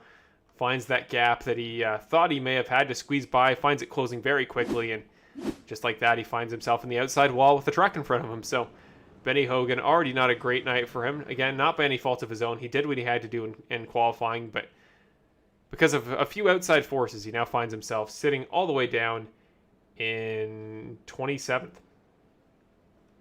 Now, before we get too far, we're going to do a through the field. Maybe if we don't have enough time now, we'll do it on the next restart. But there's a guy we haven't talked about nearly enough, and that's Evan Wall making his debut tonight in the 91 truck in his Evan Wall Media All-American 125. Again, go check out Evan Wall Media. Even if you are an iRacing driver, go check it out. He's got some cool stuff there. Go check out his portfolio, and just if you want to get to know more about a longtime producer of the series, longtime commentator, go check out his website. So evanwallmedia.com, linked in the description. But just an update for you, Evan Wall currently sits in 16th, so not a bad night whatsoever for the driver of the number 91. The lights of the pace truck are still on, so we can continue talking about Evan. But yeah, you know, when he said he was going to make his debut tonight, the fact that it was at Nashville Fairgrounds, I'm sure was kind of a comfort. That's a track he knows quite well. It's one that has always been one of his favorites, so if you're going to come out and make your debut, might as well do it at your favorite track. But, you know, he had relatively humble expectations. He's always been a very humble guy. Especially about his abilities when it comes to produce graphics in very, very short time frames that look really, really polished. Again, he does all the graphics in this series besides the stuff like the timing tower and his little name block there. But yeah, he's just such a huge help to the series. His truck looks great tonight, and I really hope things turn out for him. He's still got that quick repair in the bank, and we'll see maybe if he feels the need to use it a little bit later to get back up to speed and get going. But speaking of getting going, Nick Nickerson is off. We got Tony Hilbrand's in behind. Brandon Jackson, a couple new drivers involved in this battle after a couple drivers pitted for tires. And it's Hilbrand's. Jackson now in second and third. Yancey in fourth. Tonight's driver profile. Then it's Matt Crockett and Connor Zook battling side by side for fifth. And Bivens and Henry battling side by side for the 7th spot. Up in the wall goes somebody. Was that John Graham? Yeah, it was John Graham. So John Graham is around. A caution comes out. Who was that? Somebody just blinked in and out and disappeared. And a number of drivers I'm seeing involved in some sort of incident, or at least a lot of positions being traded around, but no actual drivers seemingly involved in the wreck. So the yellow flag comes out, but for no foreseeable reason. So I hate little things like that. They confuse me and make it tough to call, but we'll go back. We'll see what happened there in the middle of the front stretch. Hunter Henry comes down pit road as we speak. But let's go back. So he was kind of in the vicinity of whatever just happened there. So crossing the line. I thought I saw something out of the corner of my eye. Maybe I'm just seeing things, but I don't see anything. No, everybody's fine on track. The furthest back guy in that pack, I think, was Jason Romy, who wasn't on track at the time. Benny Hogan was in the pits getting service. No, I genuinely have no idea. I'm bamboozled by some of these wrecks. So caution comes out. Maybe it was an admin situation, but whatever it is, there you go. Caution number 10 of the night. There is an even double digits. So very quickly, before we go to your kind of through the field segment, I'm going to do in just a moment. Let's see the last time somebody came in for a pit stop. So it looks like Nickerson, Hilbrands, Jackson, and Yancey have yet to pit as of right now. Same with Crockett and Zook. Actually, Yancey pitted very early. Remember, he had to pit for damage after an early wreck. So he has pitted. Correct my language there. But the first driver to pit this race was Bivens. Mark Allen Bivens pitted on lap number. I could barely read that. It's very small on my screen, but I'm going to assume somewhere in the ballpark of lap 51, 52. So Bivens in 7th pitted on lap 52 or 51. And then Smith around the same time as well, who currently sits in 8th. So interesting to see the strategy switching up early. I really would have thought that Nick Nickerson would kind of have had the pretty standard strategy when it comes to, when guys are going to pit. And it's like I talked about earlier. I think the strategy should be pretty linear just because there's no real tire advantage. There's no real advantage on fuel. I mean, if you can make it to the end, if you're confident in that, I guess you would pit now. But I would have thought with enough caution laps, we may be okay to the finish. I would have thought some guys would take the risk on that. And the guys up front appear to be, but guys like Brett Guzik, who was up front just a moment ago, have found themselves quite a ways further back. Let's just check on him. No damage to the 04 truck, so I wanted to make sure he was not the cause of that last wreck. But a couple more drivers as well. So Kevin Foster has pitted. It was John Graham, who is not. He's currently sitting in 10th. Hart has pitted. Murphy has pitted. Hendricks. Bailey. Caden Bailey. And Evan Wall there in the number 91 truck. All of the top 15. Only 6 drivers have yet to pit in tonight's event. So strategy is starting to switch up a little bit, and that always gets pretty fun, but it does make it a little bit tougher to kind of predict who is going to be quick for the longer runs, just because, I should say who is going to be a threat for the win, just because we don't really know if they're on an even playing field or not. And for the time being, it would appear they are not. But here we go. Side by side, it's Nickerson and Hilbrands, 2 veterans of the series. Then Jackson and Yancey behind. We know they've got history, but they've seemingly cooled down this season. But green flag here, heading down to turn number 1. Nickerson clear, gets back to the point, has led almost every lap tonight, if not every lap. But Hilbrands now moves into 2nd. Jackson in 3rd. Yancey a little ways back, but not far enough that he couldn't try to make a move here into 3. Sitting there in 4th. Then it's a big drop back to Matt Crockett. Then it's Bivens and Zook side by side, as well as Foster and Smith. 2 rows of double file, all of which for the top 10 spots. So it's Bivens still holding them off in the 76, but he's going to have less momentum coming off turn number 2. Almost slides up in front, doesn't cause a wreck. A wreck in front. I saw Yancey was dodging something. Jackson, I think, made a little bit of contact, it seemed like, for a moment. Hilbrands is fine. Nickerson's fine. Something happened on the previous lap, or the driver's a lap behind from your leaders, because you saw Curtis Yancey there in the background had to jump to avoid something. And there we go. Caution number 11 on the night. So let's go back through the telemetry, just see what happened. So Jason Greenwell, Gary Wright, Michael Ramos, Steve Ulrich involved. Let's go back to your replay. So there's Jason Greenwell in the number 83 truck. Right behind him is Brett Guzik, Hunter Henry as well. Greenwell just goes around. I don't think Brett turned him, but he did get into the 04 of Brett Guzik. Considerable damage to the 04 truck's front nose. Wright and Ulrich found themselves involved at the end there, and again, I'm just going to assume that's a case of a guy just getting a little bit loose. We'll go to the chopper camera again, because always the best way to try to identify collisions. No, that time it was actually contact. I know Brett Guzik got into the back of him going a little bit quick on exit. It did look like Greenwell checked up, but we're going to have to see what Greenwell would have checked up for. So here's the in-car on the 83 truck.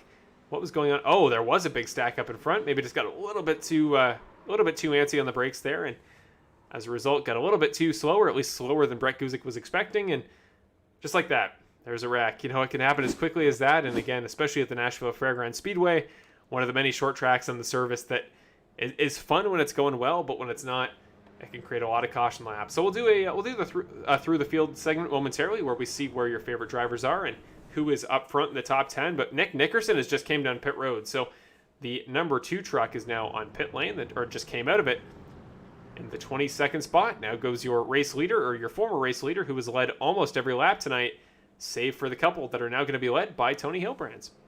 But that being said, we're going to go to another quick, brief, commercial break, if you can call it that segment, and we'll be back in just a moment here with the All-American 125, sponsored by Evan Wall Media at Nashville Fairgrounds.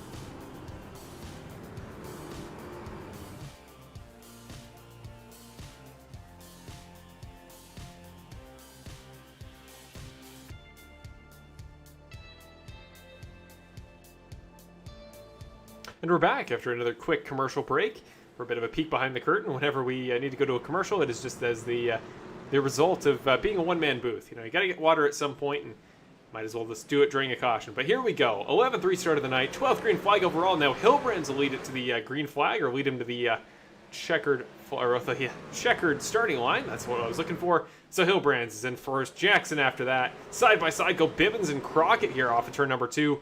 It's Bibbins getting the better of that exchange for the time being. Now it's Foster side by side with Crockett. All these guys who have yet to pit in this point in the race, starting to battle it out. But the guys further back who have pitted, like the Aaron Smiths, I believe the Ricky Harts, starting to work their way through. So keep an eye on Ricky Hart Jr. He currently sits in 6th. 7th for Smith. But side by side go, I think, Connor Zook, and that's Caden Bailey to his inside. So they're getting into a bit of a scrap. And right behind them as well, Peter Murphy now trying to go around the outside of the 60 truck. Almost 3 wide. Looked like Kill Zook might peek his nose under, trying to follow fellow Zook Connor through. And we're seeing, I believe, a wreck somewhere in the field. But no, we're good as of right now. There it is. The caution comes out. I saw a little bit of chaos starting to happen. And there is a name. Evan Wall was involved, but so was Nick Nickerson. Where is the 2 truck on track? Only now getting back up to speed. He's got damage to the front left nose of that truck. Evan Wall, still some front nose damage on his behalf. And let's go back and see what brought out caution number 12 here at Nashville Fairgrounds. So here's the 91 truck of Evan Wall sitting up on the top line, but a groove up. Below him, Nick Nickerson, a guy that he's watched a number of times. Whoa, what in the world happened there? That was a strong spin from the 91 truck. It didn't even look like there was a collision with the wall. Like normally you'd see a guy kind of buckle off the top wall before he came down like that, and no, just nothing. What a weird wreck. Tonight is the night of not only, well, a couple wrecks. Well, I shouldn't say a couple wrecks. We've seen quite a few wrecks. But tonight is the night of weird wrecks. Like, yet again, I don't really know how I would quantify that. This is coming off turn 4. What the heck happened there? I love iRacing. iRacing is a sim that I committed to about 3 years ago. Whenever I think of racing, anything outside of my real-life karting endeavors, this is what I go to. But man, stuff like that is weird and really kind of takes you out of the the vibe, the general realism, I should say, the realistic environment of a racing sim. Because I don't know why that happened. And Nick Nickerson is the most obvious guy that we need to talk about, because the guy that led so much of this race was last week's winner. Tonight is looking for win number 3 on the season, the first guy with multiple, and he could have gone for 3 and still can, but getting caught in a wreck like that this late into the race probably isn't going to help. So 35 left to go. Well, 37, 36 in a moment, but I'm going to guess 35 when we go to the green flag. The Hilbrands looked good off the start. You know, Tony's a guy looking for his first win this season. I believe his first podium. I am almost certain about that. So I believe that everything is all good when it comes to him having good finishes this year. But I'm confident in my statement that he is not a podium finisher as of right now this season. But that could change tonight. He's looked great all the way through. I don't believe he's pitted. Let's do just a quick double check of that statement, just to make sure that is correct. Yeah, so as of right now, has not come into the pits. Same with Brandon Jackson. And then after that, both Bivens and Foster have pitted. So Mark Allen Bivens, genuinely third. Like, strategy aside, he would now be he'd be the leader on track if everybody who has yet to pitted. So there you go, Mark Allen Bivens. If you're a Mark Allen Bivens fan in the number 76 truck, one of the youngest drivers in the series, but he's a guy we talked to in the driver profile this season after his podium in the opening race of the season at Daytona. So we know he's had good finishes before. There is Mark Allen, the Blytheville, Arkansas native, looking good tonight. So the 76 truck, keep it going there, man. And really good to see these younger drivers stepping up. I know Mason Flagar has been great in the past, but tonight, unfortunately, did not make the race. So keep an eye on both of those drivers going forward. But right now, it is still Tony Hilbrands up front. And that is why we will start with him as your first driver of our little through the field here. Lights in the pace truck are off, as you can see, so we're going to go quickly. But as of right now, Tony Hilbrands in first with Brandon Jackson trying to chase him down. Those two guys have yet to pit. Mark Allen Bivens, the first driver who has pitted so far tonight, sitting in third. Then it's Kevin Foster, former series champion, I should say, sitting in fourth, two-time champion. Then Aaron Smith, former race winner this season, in fifth. Matt Crockett in sixth. Jonathan Platt in seventh. Hart eighth. Murphy ninth. And Cale Zook in 10th. Let's get going. Tony Hilbrands lead the field to green for his second time tonight. Brandon Jackson on the top line, and he is off. Green flag for the 13th time tonight at Nashville Fairgrounds. Mark Allen Bivens going to slide in behind Jackson, but we fly through turns number 1 and 2. Hilbrands looking good. I'm really liking the line he's running there by himself. He might be a threat potentially to win this race if he can keep it going. But there is Brandon Jackson sending it down to turn number 3, trying to make up some ground, but comfortably ahead of the guys behind. But Foster side by side with Aaron Smith now. That's now the battle for fifth, or essentially the final spot in the top 5, so fourth, I should say. But there we go, still side by side. Foster down to the bottom. This is off of turn number 2, flying through. He saw almost a 3 wide there. Platt thought about maybe making it a 3-way battle for fourth. But no, it's still Smith and Foster. Foster in the bottom line. I thought Platt was going to peek it in there. He thought about it, but backed off instead. So Smith up to fourth. Foster trying to chase in fifth. Platt had to go real wide through the corner there in sixth. And there's Matt Crockett trying to make his way through into the top 5 there, sitting in seventh. A good race for the number 10 so far. Cale Zook right behind him. Peter Murphy, Davey Hendricks. So guys starting to single file out a little bit. We can see it further back as well. Really the only side-by-side I was seeing there for a moment was this one between Curtis Yancey and Nick Nickerson. That's actually a really interesting one. So Nick Nickerson down to the bottom. That'll be a pass for the 17th spot. Much further back than he was expecting. But again, that wreck a moment ago with Evan Wall could have potentially put the kibosh on his hopes for the win. But keep an eye on him because he can never count the 2 truck out. Yancey will get the better of that exchange. But look at Tony Hilbrands just flying up there up front. The 92 truck, again, this is entirely based on cautions. He needs some yellow in order to fully confirm he can make it to the end on fuel. I'd love to hop in there and see if he can. But keep an eye on Tony Hilbrands. Brandon Jackson right there in second looking good. Bivens continues to hold off Aaron Smith. Not only does he have multiple podiums this season, but he has a win earlier in the year. So Mark Allen, there's some talent behind him, but he's holding them off for the time being. Then it's Foster and Platt as the battle up to sixth. And a bit of a drop back to the next line led by Cale Zook, Matt Crockett. Peter Murphy now peeking underneath, and he's going to get him. Crockett slides a little bit too high, so they'll be side by side off of 4. Peter Murphy underneath. I think he's got him, think he's comfortable, and he is. So he's by, and there we go. Really fun battle tonight here at Nashville Fairgrounds, and Davey Hendricks going to go with him. So maybe shades of last week at Milwaukee Mile. Once you lose a spot on the inside, you're about to lose another. Side by side, here comes Brett Guzik back into the fold. The 04 truck, after getting involved in a wreck earlier, kind of out of it when it came to the overall picture of the race. Well, no, here he is coming back. Christopher Hamilton got a little bit loose on the entry, but works his way into the top 11. Now he goes around Christopher Hamilton. Brett Guzik on newer tires than most of the guys in this pack is putting them to good use. Looking quick. Keep an eye on Brett Guzik for the race win, even later in tonight's event. And now he gets by Matt Crockett, and the 04 is back in the top 10. Elsewhere, a battle now still. Kevin Foster and Aaron Smith are going at it. The 8 and the 42. Two guys who I'm sure have seen each other plenty so far this season, and I'm sure will be two names that we're talking about all the time in the playoffs. But right now it's Smith trying to chase down Kevin Foster, 2-time series champion. Smith could definitely be a champion this season. So 2 big names for sure.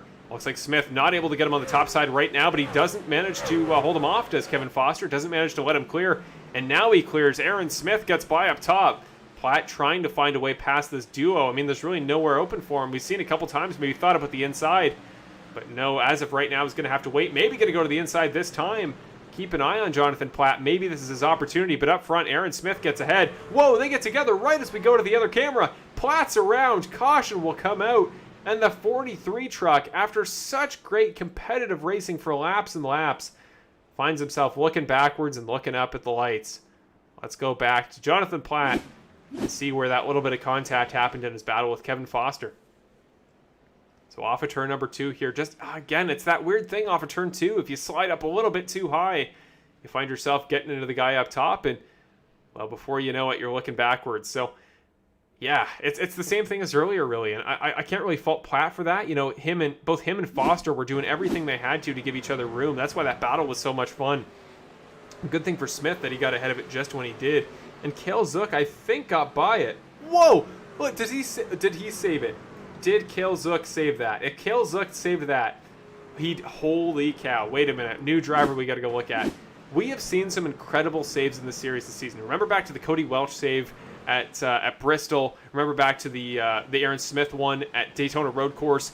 Holy cow. What a piece of driving by the 44. Everybody, can we just take a moment? Props in chat for Cale Zook. Look at how close that was. Wait a minute. Let's go back. We got to get a freeze frame on that.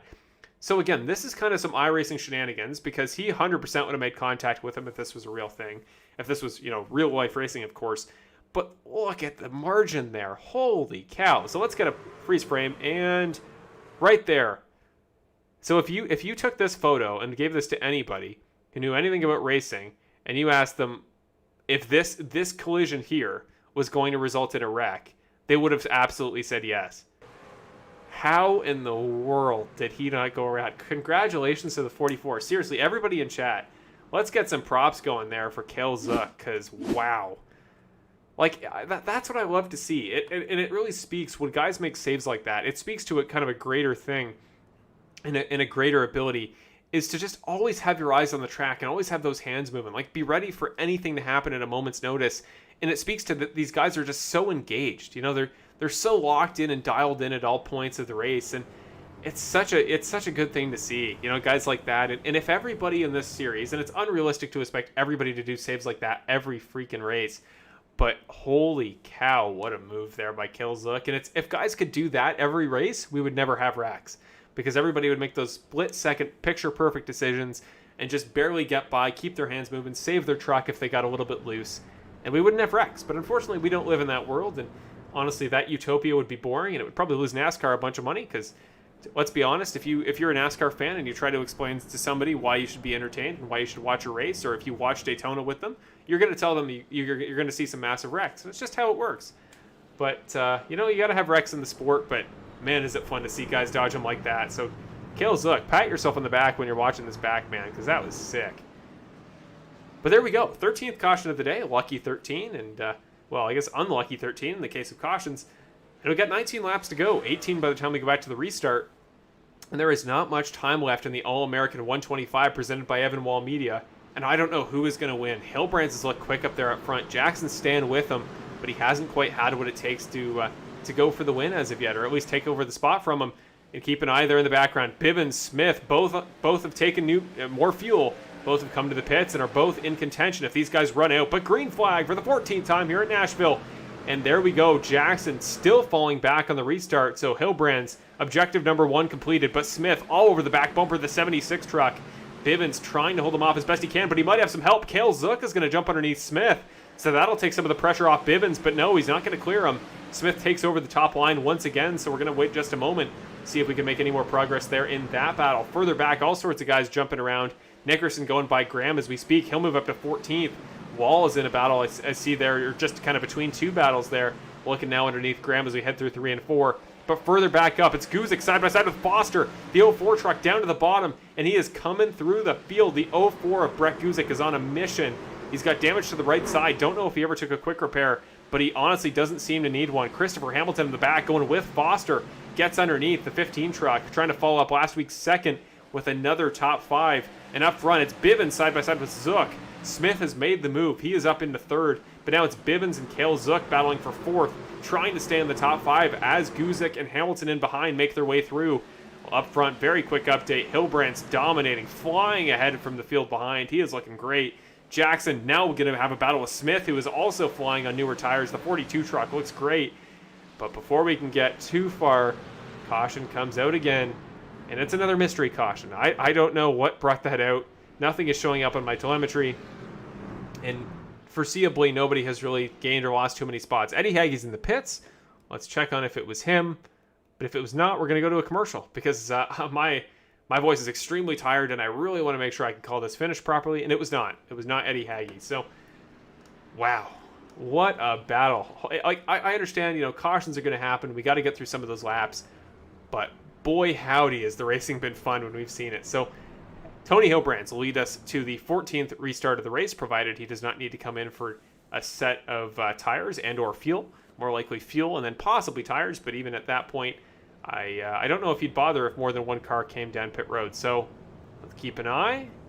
Not coming down, not coming down, not coming down. Hilbrandts will remain the leader to the next restart. So keep an eye on both him and Brandon Jackson. But right now, it's a question of, can Aaron Smith make his way up there with his fresher tires and all that pace he had in that last stint? Or could we see Tony Hilbrandts getting his first win of the season in the 92 truck? We'll see in just a moment. But for now, we're going to go to another quick commercial break. Our final one of the race. Thank you for watching the All-American 125, the Evan Wall Media sponsored All-American 125 in the 8th round of the Season 9 of the Bandit Racing League, presented by Full Send Racing Network.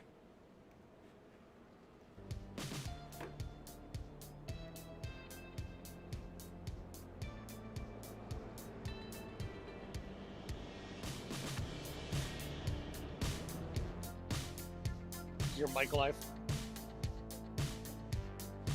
Am I off? So mine was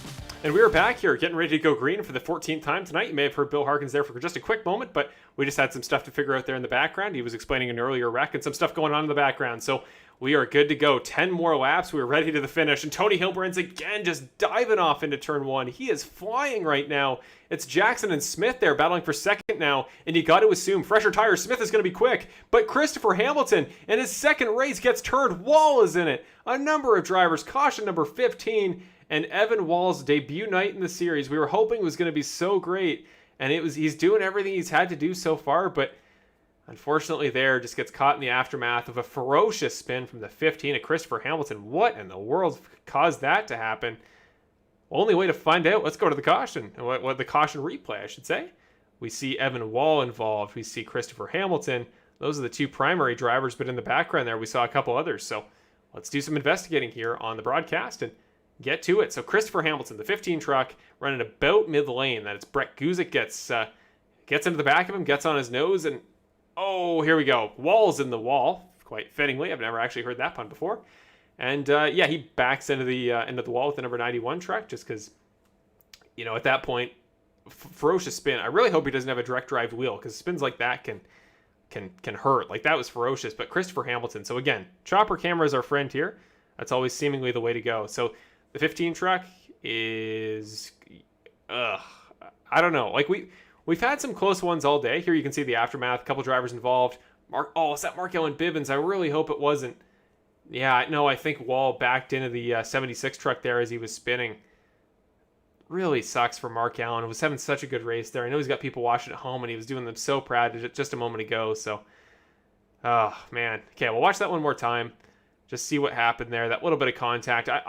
It was so close. Like, I don't know. Hamilton was a little bit far down on the line. I think he probably should have gone a little bit further up to the wall, but Brett Guzik as well.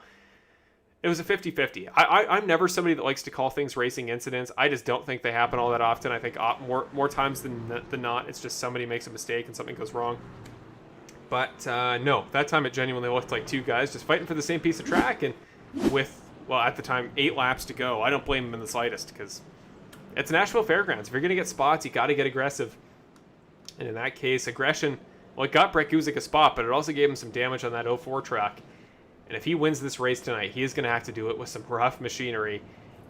And, let's talk about Brett Guzik for a moment while we have a second, because he's a guy that every week we talk about as, he's potentially a favorite to win. He's running so many laps in practice. He puts in plenty of time. He's a veteran to oval racing, and he's somebody that I think is genuinely a threat week in and week out to make some stuff happen. But unfortunately, in this case, just hasn't quite had the night that he has the last couple weeks. He was so quick at Milwaukee, led a number of laps. I think he may have led the most. And the week before as well was so quick. And we always talk about it because Evan and I know how quick Brett is. We know how talented he is. He's a great driver. But he always has such great starts, and then at the end it just falls off. But tonight, first of all, coming into tonight's race, he told me pre-race when we were talking, he was saying he's going to say tonight's not his night in order to kind of, throw away the bad mojo, the bad juju, if you will, and make this the one that finally works out for him and maybe reverse his luck. And I really hope that's the case. But it certainly hasn't been his night so far. We saw damage there early to his truck because he got involved in an early wreck after not leading, but he was up front for a considerable portion of the beginning of the race. And now as we get doubled up, stacked up, ready to go, the pace car's onto pit road. Maybe this is his chance from 5th. But side by side, Hilbrand's on the outside will take us to green, looking for his first win of the season. Jackson to the outside, Smith underneath on new tires. Smith looks to the bottom. Jackson will get the better run. Zook is in the back. Don't forget about him for potentially a podium. But Brett Guzik still in the conversation. Don't forget about him. Genuinely keep an eye on him. He's somebody I have a sneaking suspicion may do pretty well here at the end. But we're coming to 2 to go. He's side by side with Zook is Guzik. So coming down to turn number 1, this may be the opportunity for the 04 truck to take the 4th spot. But it's Smith and Jackson battling for 2nd and 3rd. Hilbrand's only 6 more corners to go. Not too far. We got a wreck in the back. 3 to go, and the caution comes out, meaning that we will have a green-white checkered finish, and this battle will have to pause. Hilbrand's, man, he is just looking great on these starts, and I think if he could finally get that 2 laps he needs to the finish, we could see winner number 7 on the season. But the caution is back out, and you know what that means? It's time to go to your replay. Keep an eye on who that may have been. So, a couple laps of green flag action, and then Michael Ramos seems to have been the one to bring out the caution of the 27 truck. So, here we go, running the military scheme there in the 27. He's underneath Peter Murphy. I already hear tires going around in the background, and there he goes. Michael Ramos gets loose off a 2.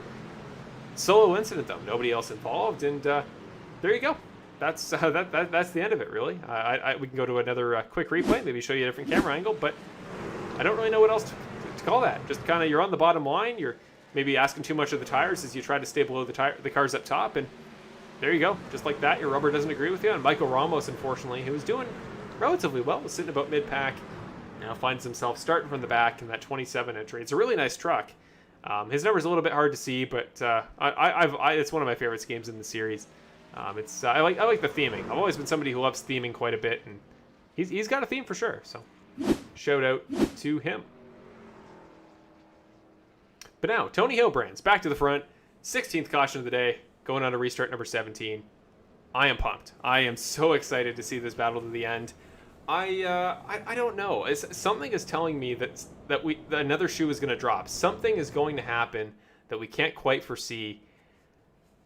I don't know yet. I'm really excited to see how this finishes up. But whether it's Smith in 3rd, Guzik now going to be on row number 2, Kale Zook, what a race for him once again. Keep an eye on him in the playoffs if he can make the playoffs. The top at this point might be 19 come playoff time. So the 44, watch out for him. But Hendrick's still in the equation. Ricky Hart back up to 7th. A nice recovery from him after some earlier troubles. Then Foster, Murphy, Lacey rounding off the top 10. A really talented top 10 group here. Bivens, after some contact with Evan Wall, still back up to 12th, I'm seeing. And Nick Nickerson outside of the top 10 freakishly, because, of course, Nick is just somebody that week over week you can kind of just count into the Canada of the top 5, top 10 is almost default, but that's the magic of the Bandit Racing Week, and really just short track racing in general, is anything can happen, and so far anything has. Well, thank you again, ladies and gentlemen, for watching. We're going to 2 laps to go. We're getting set up, doubled up, stacked up, and momentarily, for our first green-white checkered attempt of the night, we get 3 attempts. So if a caution comes out on the first lap of the 2 laps, so that is with 2 to go before the white flag, then we will do another attempt, at least until we get to 3, at which point the race result is final on a caution. So, yes, perfect. Thank you, Budget Rides Off-Road in the chat. They're saying what I was about to say, cautions do breed cautions. So, honestly, I wouldn't be surprised if we see a caution in the 2 to go period here and potentially go to another restart. But as has happened a couple times in the short tracks, at least lately in the series, finishes can come relatively out of nowhere. You can go to 1 lap to go relatively quickly. So here we go. Tony Hilbrands, Brandon Jackson, your front row. Guzik on the top side. Aaron Smith sitting there in 3rd essentially. Then it's Zook, Hendricks, Hart, Foster, Murphy, Lacey. Let's get going. Green flag momentarily here at Nashville Fairgrounds for the Evan Wall Media All-American 125. Hilbrands is off. Guzik's going with him, and he is going over top of Brandon Jackson side by side into turn 1. No, he gets sent around. Jackson contact with Guzik. Cautions breed cautions, and there is 17. And Brett Guzik, man, it was looking good there. Just so close every week. I don't understand it. Brett Guzik is the unluckiest man I've ever seen. And again, it was a little bit of it was contact there for sure. I want to confirm what happened there before I say it was anybody's definitive fault. But, man, another one. What a start he got off to as well. He was benefited by starting in the top line as well because Tony Hilbrands chose the top line. He got to move up there, and I didn't get a good enough look at that. So let's go back here. Keep an eye out this time. So Guzik, you can just see what a start he got. Remember, he started next to Aaron Smith there in the background. Just such little contact. Like, I don't know what to consider that. Again, if I was in one of those 2 race cars and I could see what my hands were doing and I knew what each individual was doing as we took the corner, maybe I'd be more confident. But, man, wow. Just another one. Brett Guzik, man. It's going to... I mean, honestly, again, I am totally nonpartisan in this series. I want each driver to win equally. I genuinely mean that. Like in this series, I pride everybody in having a fighting chance, and everybody has a good reason to win or something that it would mean to them. Even a guy like Nick Nickerson, who's now won 2, he's got to prove himself after last season. He's the defending champion, and I know he takes that role very seriously. He puts a lot of effort into the series despite being supernaturally talented, and he could come away with number 3 if this race had gone a little bit differently. But unfortunately for him, it did not. So yes, genuinely, I want every driver in the series to win. But Brett Guzik, man, once he finally wins that race, and we'll see if Evan's in the booth with me when he does it, or if he's still on track. But that is going to be a moment in series history, and I'm telling you. So Brett, really feel for you, man. You're going to restart down there in 24th, but I'm thinking about you, man. Next week, maybe that's the one at Chicagoland. But it's Brian in the chat. So hello, Brian DeChaney, long-term viewer of the series. I always appreciate those of you that I've seen stuck around for a while. Names I recognize week over week, and it does mean a lot. And Brian was our former trivia winner the last time we did trivia in the series, or the only time, as far as I'm concerned, in this series, in the first round of the Rogue Energy triple header. And I will go out right now, and this may be controversial, and I may regret this. I'm almost certainly going to regret this, but I'm promising trivia right now for the final round of the Rogue Energy triple header. So that is in a couple weeks, I believe 3 races from now. So mark your calendars. We'll go back to the schedule at the end of the broadcast. But I'm telling you, Road America for the final round of the Rogue Energy triple header. It'll be back. There may not even be prizes, but if there's not, we will figure something out because I like trivia. You guys seem to enjoy it, and I really wish there had been something tonight. But unfortunately, again, with schedules, with school starting up, doesn't always quite work out. But I'm just getting ready to go off to school. I am currently in a different location than usual, so if there's a little bit of an echo, it'll be fixed in the next couple weeks. But that should kind of symbolize some of the chaos that's been going on that unfortunately meant that we couldn't do trivia tonight. But keep an eye out in a couple weeks. But yes, very good point as well from Brian there at the end of the comments. Yeah, really anybody still has a chance to make their way back through if we get 2 more cautions, and avoiding 1 wreck could give you as many as 10 spots. So this is not over, but 2 laps to go. 1 more green-white checkered if we need it.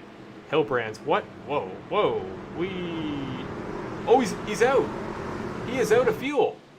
Tony Hilbrands runs out with 3 to go.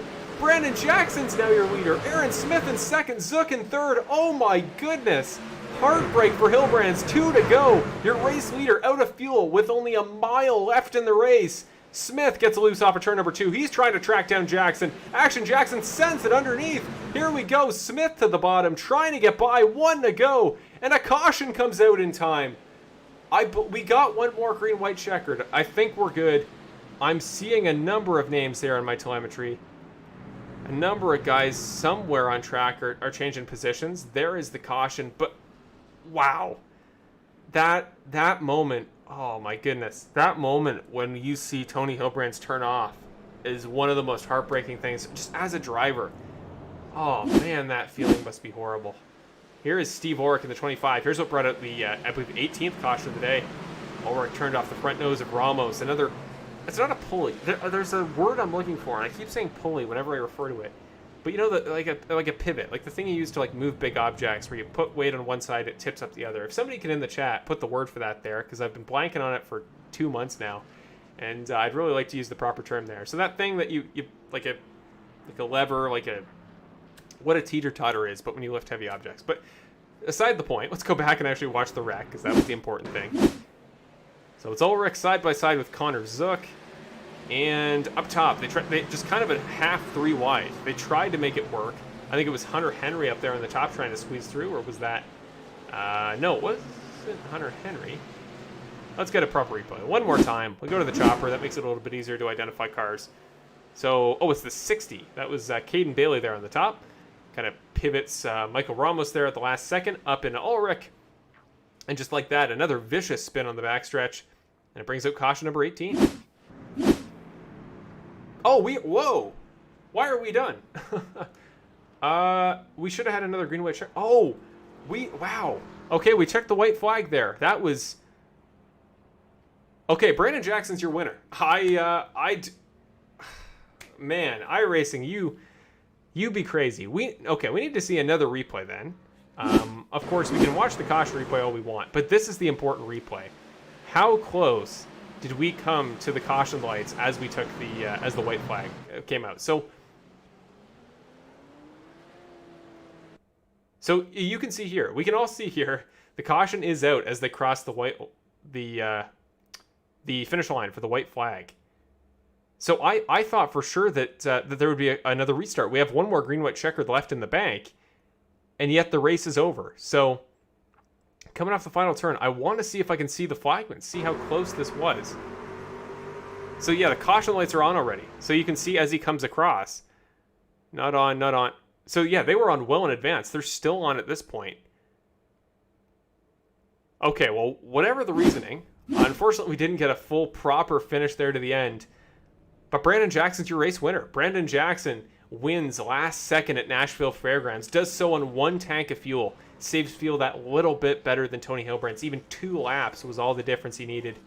And Brandon Jackson, Action Jackson, will go to victory lane tonight. As we're doing in the broadcast lately, we go to the race winner immediately as soon as the race is over. And that means that it's time to talk to one of the most, what's the word we like to use? Charismatic names in the series, I would say, certainly, is Mr. Brandon Jackson. So just got to go find him. He's always on the Skype, but I can't find him right this second. So let's do a little bit of research, go find him, and we will get ready for your first interview of the night here with Mr. Brandon Jackson, your race winner tonight. It still feels weird to say that, but again, sorry, ladies and gents, about a kind of bizarre finish, but just a second, we'll go to your race results first, and let's just see where this all turned out. I know Kel Zuck made the top 5. Davey Hendricks just snuck in as well, so here we go. Here are your results for tonight's, well, I guess it's a feature race in the end because we had that mini heat early. Tonight's results at Nashville Fairgrounds for the Evanwall Media All-American 125 at Nashville Fairgrounds. Brandon Jackson, at the last second, your winner. Did it on partially fuel strategy and partially some great defense there late on Aaron Smith. So he will take home the win. Aaron Smith in second in the 42 truck. Another podium for him. He's had plenty this season. Ricky Hart, where did he come from? There at the end, found his way into the podium spot. Somebody called this shot there in the YouTube chat a little bit earlier, and he found his way into the podium spot. So we'll talk to him at the conclusion of tonight's race. Cale Zook, Davey Hendricks round off your top 5. 2 drivers that really could go for a top 5, as they've had a couple weeks without making it into their traditional top 5, top 10. So Cale Zook in 4th, Davey Hendricks in 5th. Peter Murphy, a great finish for him in 6th in the 38. He had to recover from an early wreck. Then it's Kevin Foster in 7th, Mark Allen Bivens in 8th, Benjamin Lacey in 9th. John Graham sneaks into the top 10, the 96 truck. Great finish for him. That'll help him certainly on the points. Finishes ahead of current points leader, and I believe will still be the points leader after tonight's event. Nick Nickerson coming home in 11th. Then it's Matt Crockett in 12th, Christopher Hamilton in 13th, Gary Wright in 14th, the fan favorite himself, Hunter Henry in 15th. Then it's Connor Zook, the other Zook, in 16th, Steve Ulrich in 17th, Michael Ramos in 18th, Caden Bailey in 19th, the man himself, Evan Wall, making his debut tonight. Unfortunately, just found himself in a couple wrecks. Didn't quite get all he wanted out of it, but he'll come home in 20th. Shout out to him. Tony Hilbrands in 21st, Jason Greenwell in 22nd. Then it's Brett Guzik in 23rd, Curtis Yancey 24th, Jonathan Platt 25th, Eddie Haggy, Benny Hogan, Jason Romy, Dan Heisey, Trey Ellis, Bill Harkins, and Connor Sawyer, I believe, are your 32. That should round off the field, and they do. That is the end of tonight's lineup in the Evan Wall Media All-American 125 at Nashville Fairgrounds. What a race. I had an awesome time. I hope you guys did too at home. Just keeping an eye on the Skype camera. I'm still having trouble finding the man himself, Mr. Brandon Jackson, to bring into the booth. He's got to be somewhere. He always seems to be.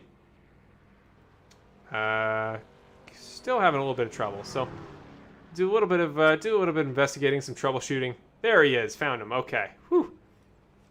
Okay. So just a brief moment. Got to do some brief alterations. We're going to go to a quick commercial break. So I'm going to put the iRacing commercial up for a brief moment. By the time we get back, it'll be time for your winner's interview with that truck right there, the 99 of Brandon Jackson.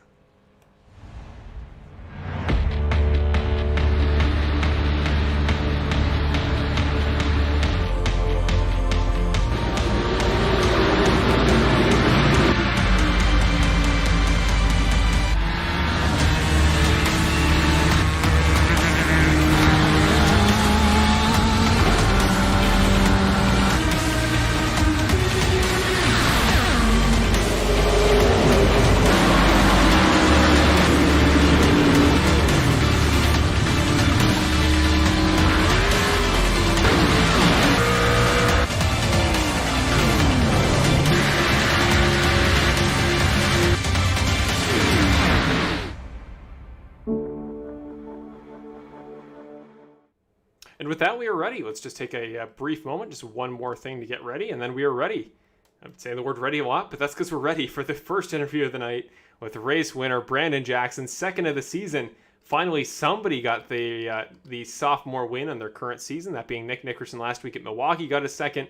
And I think he may have opened the floodgates, because here comes Brandon Jackson, started in 17th and worked his way all the way up to the race win here at Nashville. So just one more moment, folks, and we're ready for your first interview of the night with action himself, Brandon Jackson.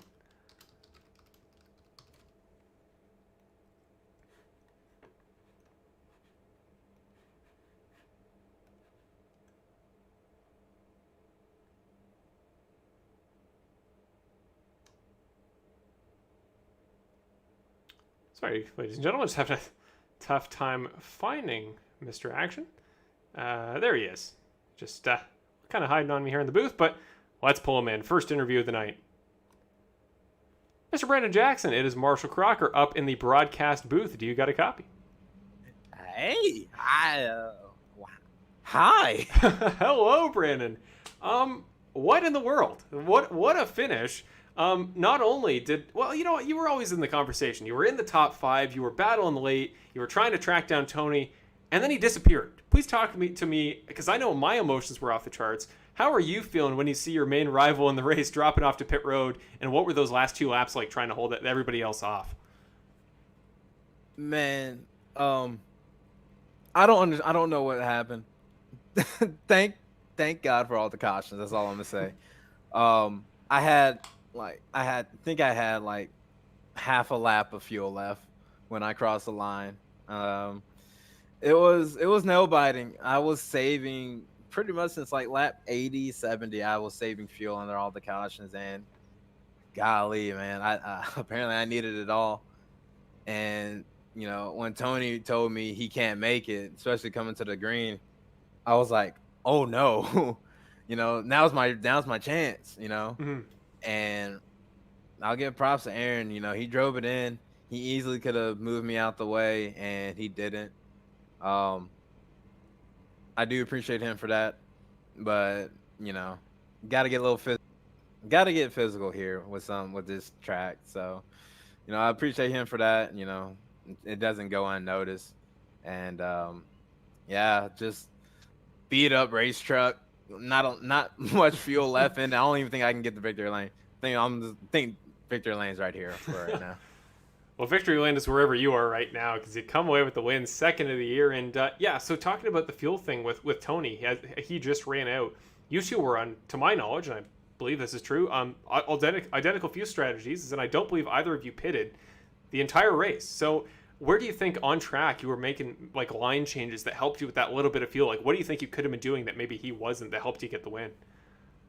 I don't know if I just started saving early or like earlier than he did, or if I was just being a little bit more patient with the throttle. I don't know how he was doing it, but around like lap 100 or so on the green, I would be like half throttle down the straightaways, just trying to save every little bit I can. And that I want to say really helped me a lot. And just having a safe, man, under the cautions. Cautions are what saved me. If it weren't for all the cautions, I honestly would have been back in like 24th place, upside down in the catch fence. Well, thank gosh you weren't, man. You've had your fair share of adversity and rough incidents this season. And it wasn't like you started off in a particularly incredible spot, not to roast your qualifying abilities, but you did start 17th. So, coming from 17th at a short track, I'm sure maybe the confidence isn't super high, especially seeing what like a guy like Ricky did at Bristol, where he just led the entire race, caution after caution, and never really moved from that spot. So, what were you doing? I would assume, avoiding wrecks and stuff like that. But as a driver at a short track, when you're sitting 17th coming to the green, what are you thinking of doing as you move through the field? And did you execute on that tonight? I did to a certain extent. It was got to be really patient being in the middle of the field at the start, and with a track like this, you got to be very careful.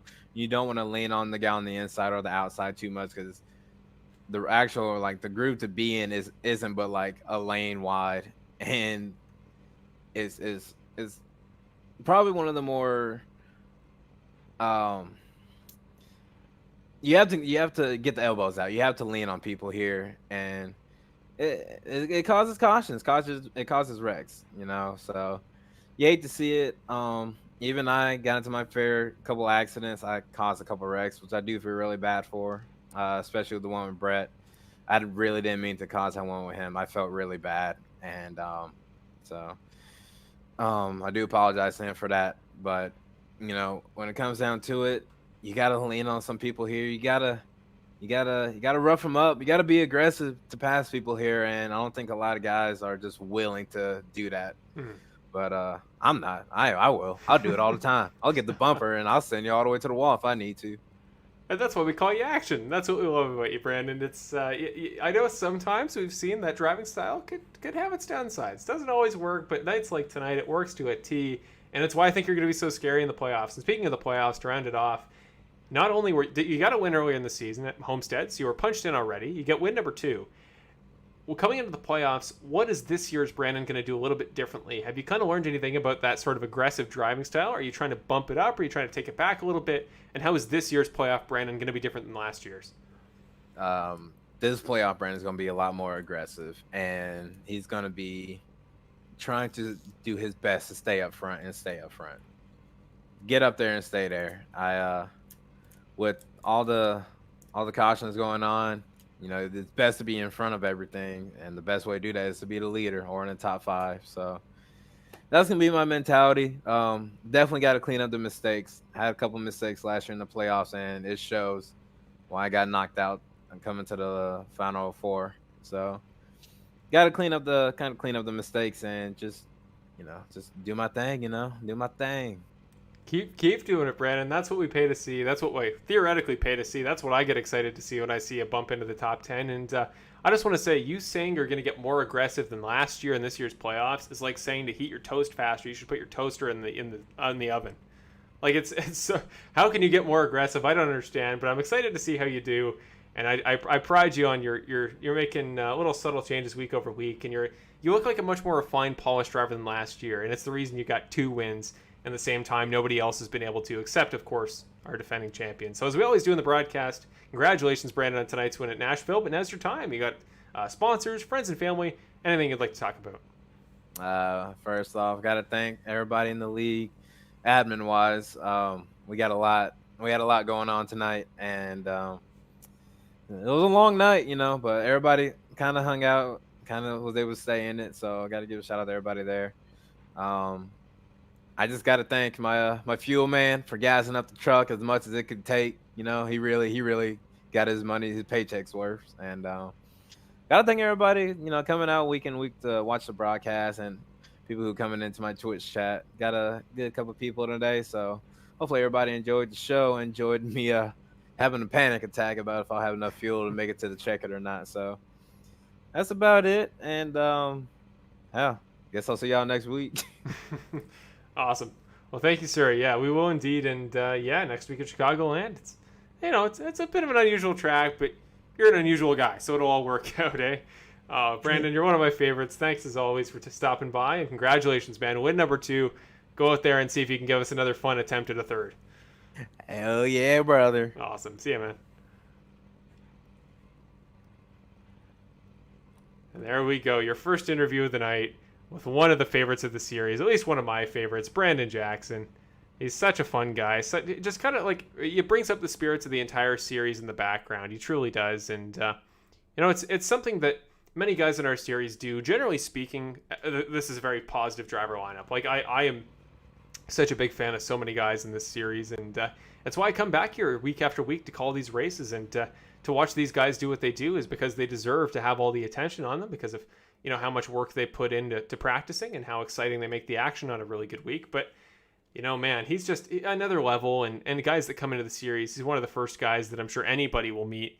And what a good way to start off and get introduced to the series for any new drivers. So thank you, Brandon, as always, for stopping by, making the broadcast fun. And congratulations on your win at Nashville. But now it is time for your second interview of the night with a guy who has come into the booth quite a few times this season in only his debut year. He's parked next to Ricky Hart, but let's just clarify that he is the truck on the right in the yellow, the 42, Mr. Aaron Smith. Let's bring him in the booth for the second interview of the night.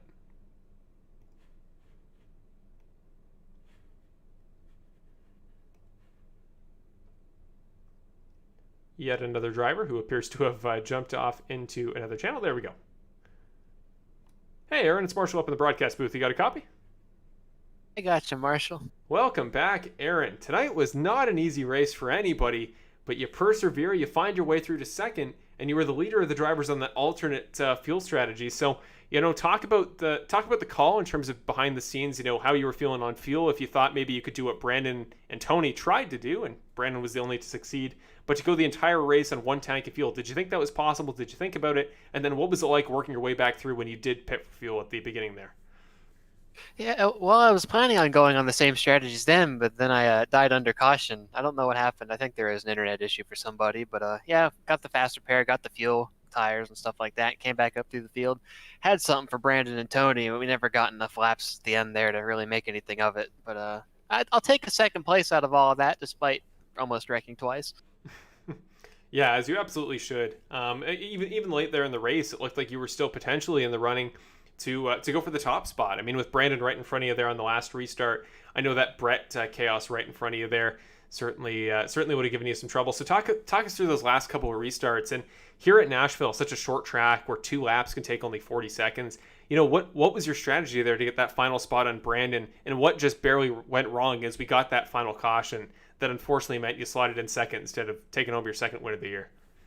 Yeah, I watched Tony dove down pit lane, had everything right in the palm of my hand, but we didn't get enough of a run there to finish the race to make it happen. They were wrecking somewhere in the back of the field to end the race. I was going to give him the bumper if I could have gotten to him because he was low on fuel too, but unfortunately I never got that chance. Now, But thinking good for him.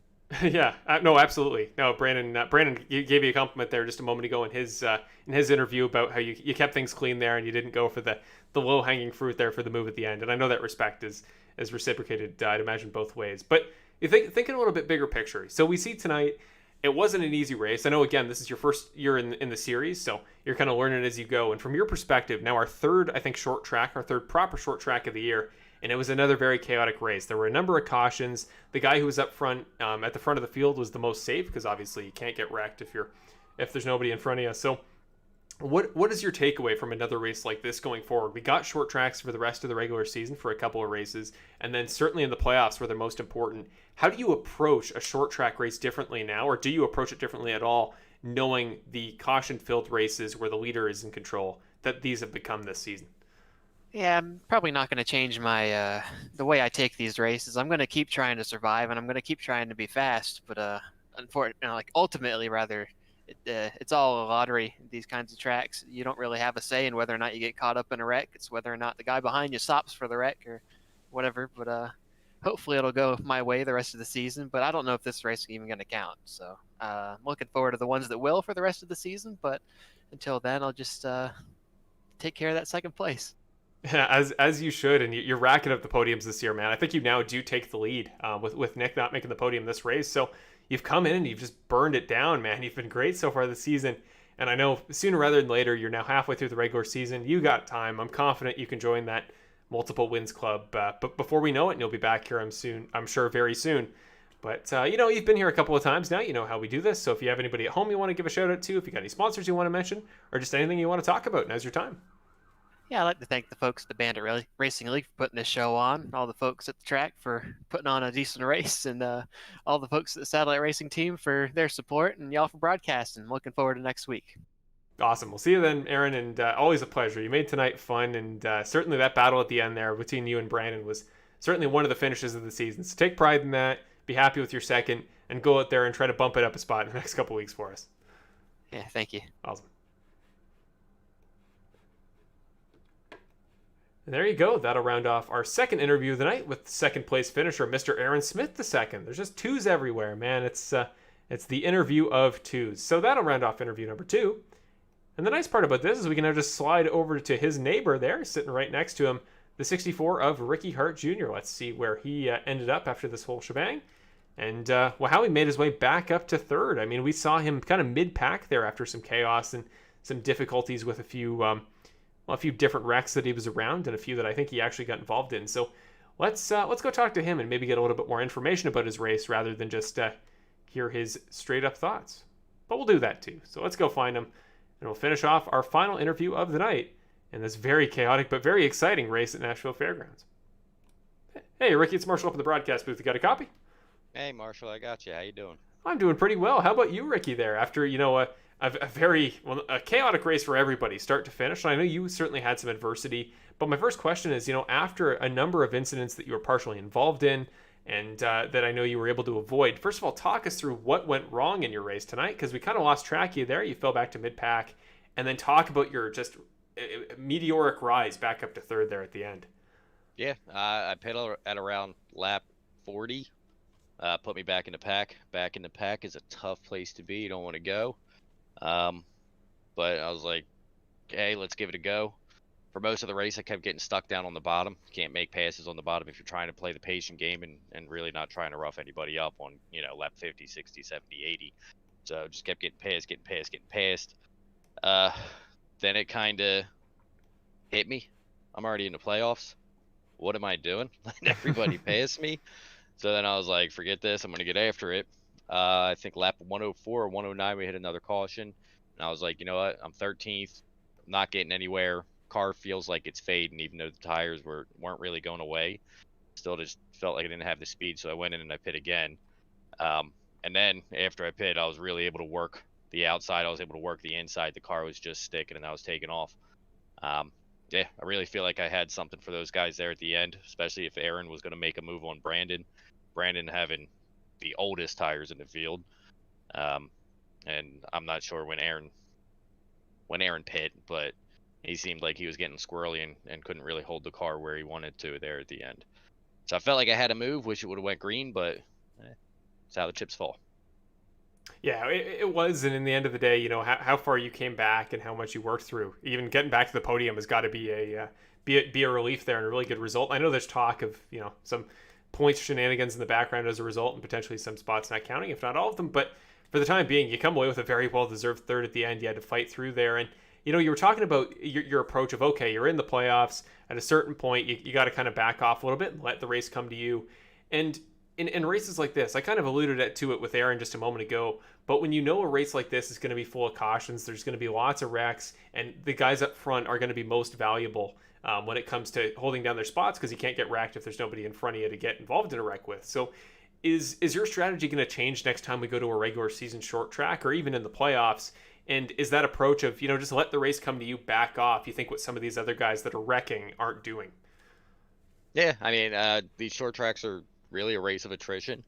I mean, we saw at Bristol, I played the strategy of caution after caution, staying up front, and it worked for me. I got there. Tonight I wanted to mix it up. Next short track, I'll probably mix it up again until I can really find something that nobody else is doing, like I did a few seasons ago, and just hit on that. I think what I enjoy most about this is the constant learning that comes with it. You never stop searching, no matter what that is. Like if you're searching for the perfect line, or you're searching for grip, you're searching for speed. At the same time, you're searching for a strategy.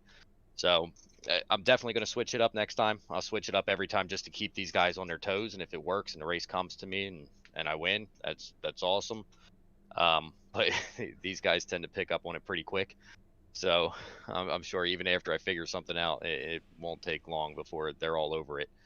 And then just got to search again and just keep learning. Yeah, perfectly, segueing into my next question. They're talking about how other people are maturing as the season goes on, and they're improving just the same way that you are. 2 seasons ago, you come away with the championship. You were one of the dominant forces in the season. You won the most races. Last year, you were still up there, podium every week. You come away as a top 4 finisher. But this season, I think, has proven that there is, I would say, in my time in the series and what I know of previous seasons, this might be the most competitive period in the series' history, because there's just so many guys week in, week out that can find their way into a top 5, top 10. We've had so many podium finishers, and we were Tony winning away from being 7 winners in 8 races. So when you come into the playoffs this season, after you just make your way through, you finish races, and you think about the attrition factor. Once we get to the playoffs, how confident are you feeling about your ability to deal with all these other new drivers who are making their way up through the ranks as compared to last season or the year before? I mean, I'm feeling good. There's definitely a lot of names out there. Aaron Smith, Chris Hamilton, some of these new guys that I'm racing with, and they're clean. Peter Murphy, he's another one. And I'm just going to take it race by race, learn what they do, how they race. Aaron Smith races a lot like me. He's very clean. He gives a lot of room. And then he's at the same point super aggressive. Like, I'm looking out for that guy. He's driving 42 and he's fast. And then there's some other guys out there that are a little too aggressive, and I feel like they need to be a little more patient, and hopefully they don't learn that by the end of the season and they falter, and I can take advantage with just my experience and knowing that patience does go a long way. A lot of the guys out there got to learn to give a little. When I know this, you didn't ask this, but when I pit there on lap 40 and I had to go to the back, I mean, there are guys bumping guys racing for 20th, and I'm stuck down on the middle, just letting people go by. I mean, I'm racing them, but I'm not trying to go anywhere. I'm in 20th. There's 80 laps to go. I think everybody just needs to slow down, relax, and I think as a group, maybe put on a much better show next time. Yeah, I completely second everything you said there. Yeah, I think the fact that even your race tonight, I think, should serve as an example to those who need to kind of listen to that more mature, experienced strategy. Because, yeah, like you said, you were letting guys by for 20th, in the middle of the race and you find yourself here finishing third. So, you know, that experience and that maturity is something that is, I feel like in my time watching you, set you apart from many others. And, you know, guys like you and Nick and Kevin that have been here a long time, you know the series and you know what it takes to win.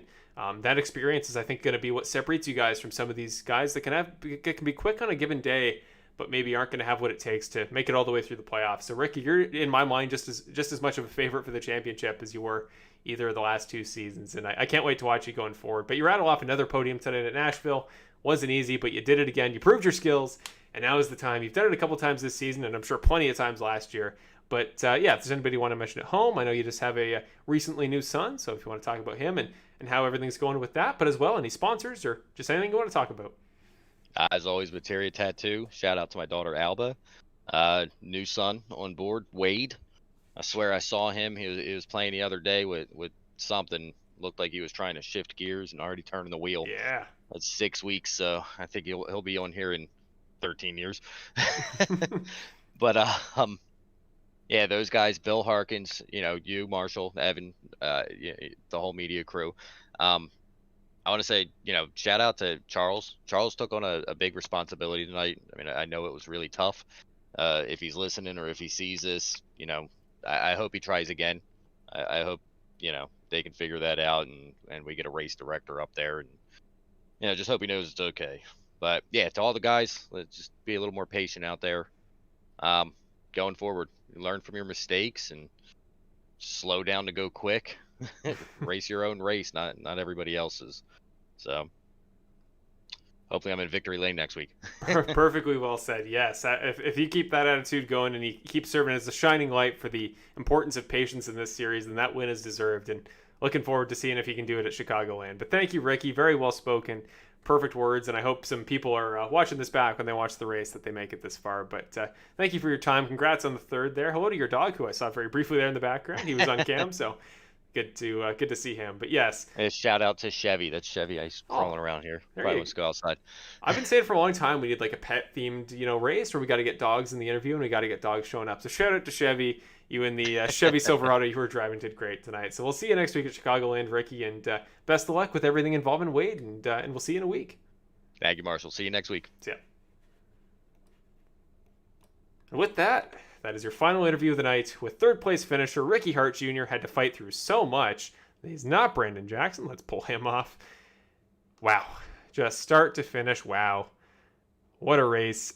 It was chaotic. There were some chaotic elements of it. There's some stuff going on in the background.